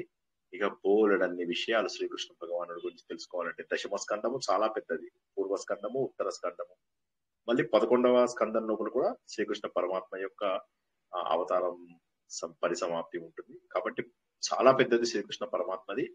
ఇందులోపల మాత్రం మనం గజేంద్ర మోక్షము, బలి చక్రవర్తి కథ, అదే వామనుడి కథ, తర్వాత సాగర మథనము ఏదైతే ఉందో సాగర మథనము, శ్రీరాముడి కథ, పరశురాముడి కథ, ఇవన్నీ కూడా అంటే మనకు తామసుడు రైవతుడు వీరిద్దరి మన్వంతరాలలో జరిగినటువంటి కథలు అద్భుతంగా తెలుసుకుందాము, తత్వ సహితంగా తెలుసుకుందాం. ఓకేనా? అందరూ కూడా రేపు మధ్యాహ్నం 3 గంటలకు రావాలి. అందరి లోపల కూడా ఆలోచన ద్వారా భగవంతుడిని దగ్గర చేసుకుంటారని, అందరూ కూడా తత్వ చింతన తప్పక చేస్తారని, వీలైనన్ని సార్లు ప్రవచనాలను చూస్తూ మమేకం అయిపోతారని భగవంతుడితో, ఇవే ఆలోచనకు మూలమని అందరూ తెలుసుకుంటారని ఆశిస్తూ ఈ రోజు ప్రవచనాన్ని ఇక్కడికి ముగిస్తున్నాం. పునర్దర్శనం రేపు మధ్యాహ్నం 3 గంటలకు. జై శ్రీకృష్ణ. రేపటి లింక్ పెడతారా సార్? రేపటి లింక్ పెడతాను, అందరికి కూడా పెడతాను. లింక్ గ్రూప్ లో వస్తుంది, అందరూ తప్పక జాయిన్ అవ్వండి. ఓకే. మీ గురువు గారి తత్వ వివాసనందుకు యూట్యూబ్ లో వస్తున్నాయి, వింటున్నాను. మీ క్లాస్ కన్నా ముందు 8:30కు విన్నాను. కరెక్ట్ మీ క్లాస్ మొదలైంది. అందరూ కూడా చక్కగా తత్వ విచారణ చేస్తూ ఉండండి. ఆలోచనతోటే భగవంతుడిని మనం చేరుకోగలము. లేకపోతే ఏమవుతుంది, ఆలోచించకపోతే ఎప్పటికీ తెలియదు. అదొకటే గుర్తుంచుకోండి. నేను అంటున్న మాట ప్రతిరోజు ఎందుకు చెప్తున్నానో గుర్తుంచుకోండి. ఆలోచిస్తూ పోతూ ఉండండి, ప్రతిదానికి ఆశ్చర్యపోతూ ఉండండి. అబ్బా ఇలా జరిగింది, అబ్బా అది ఎలా జరిగింది. భగవంతుడిని అలా ఊహిస్తూ ఉంటే ఇంకా మీకు ఒక రోజు జవాబు దొరుకుతుంది. దొరకకపోయినా దగ్గరికి వెళ్తూ ఉంటాం. ఇలా 100 జన్మలు, 1000 జన్మలు, 1,00,000 జన్మలు, ఇంకా కోట్ల జన్మలు అనుభవిద్దామని ఉండదు. ఈ జన్మలో ఏదో మనిషి జన్మ వచ్చింది, వచ్చే జన్మలకు ఏ జన్మ వస్తుందో తెలుసా?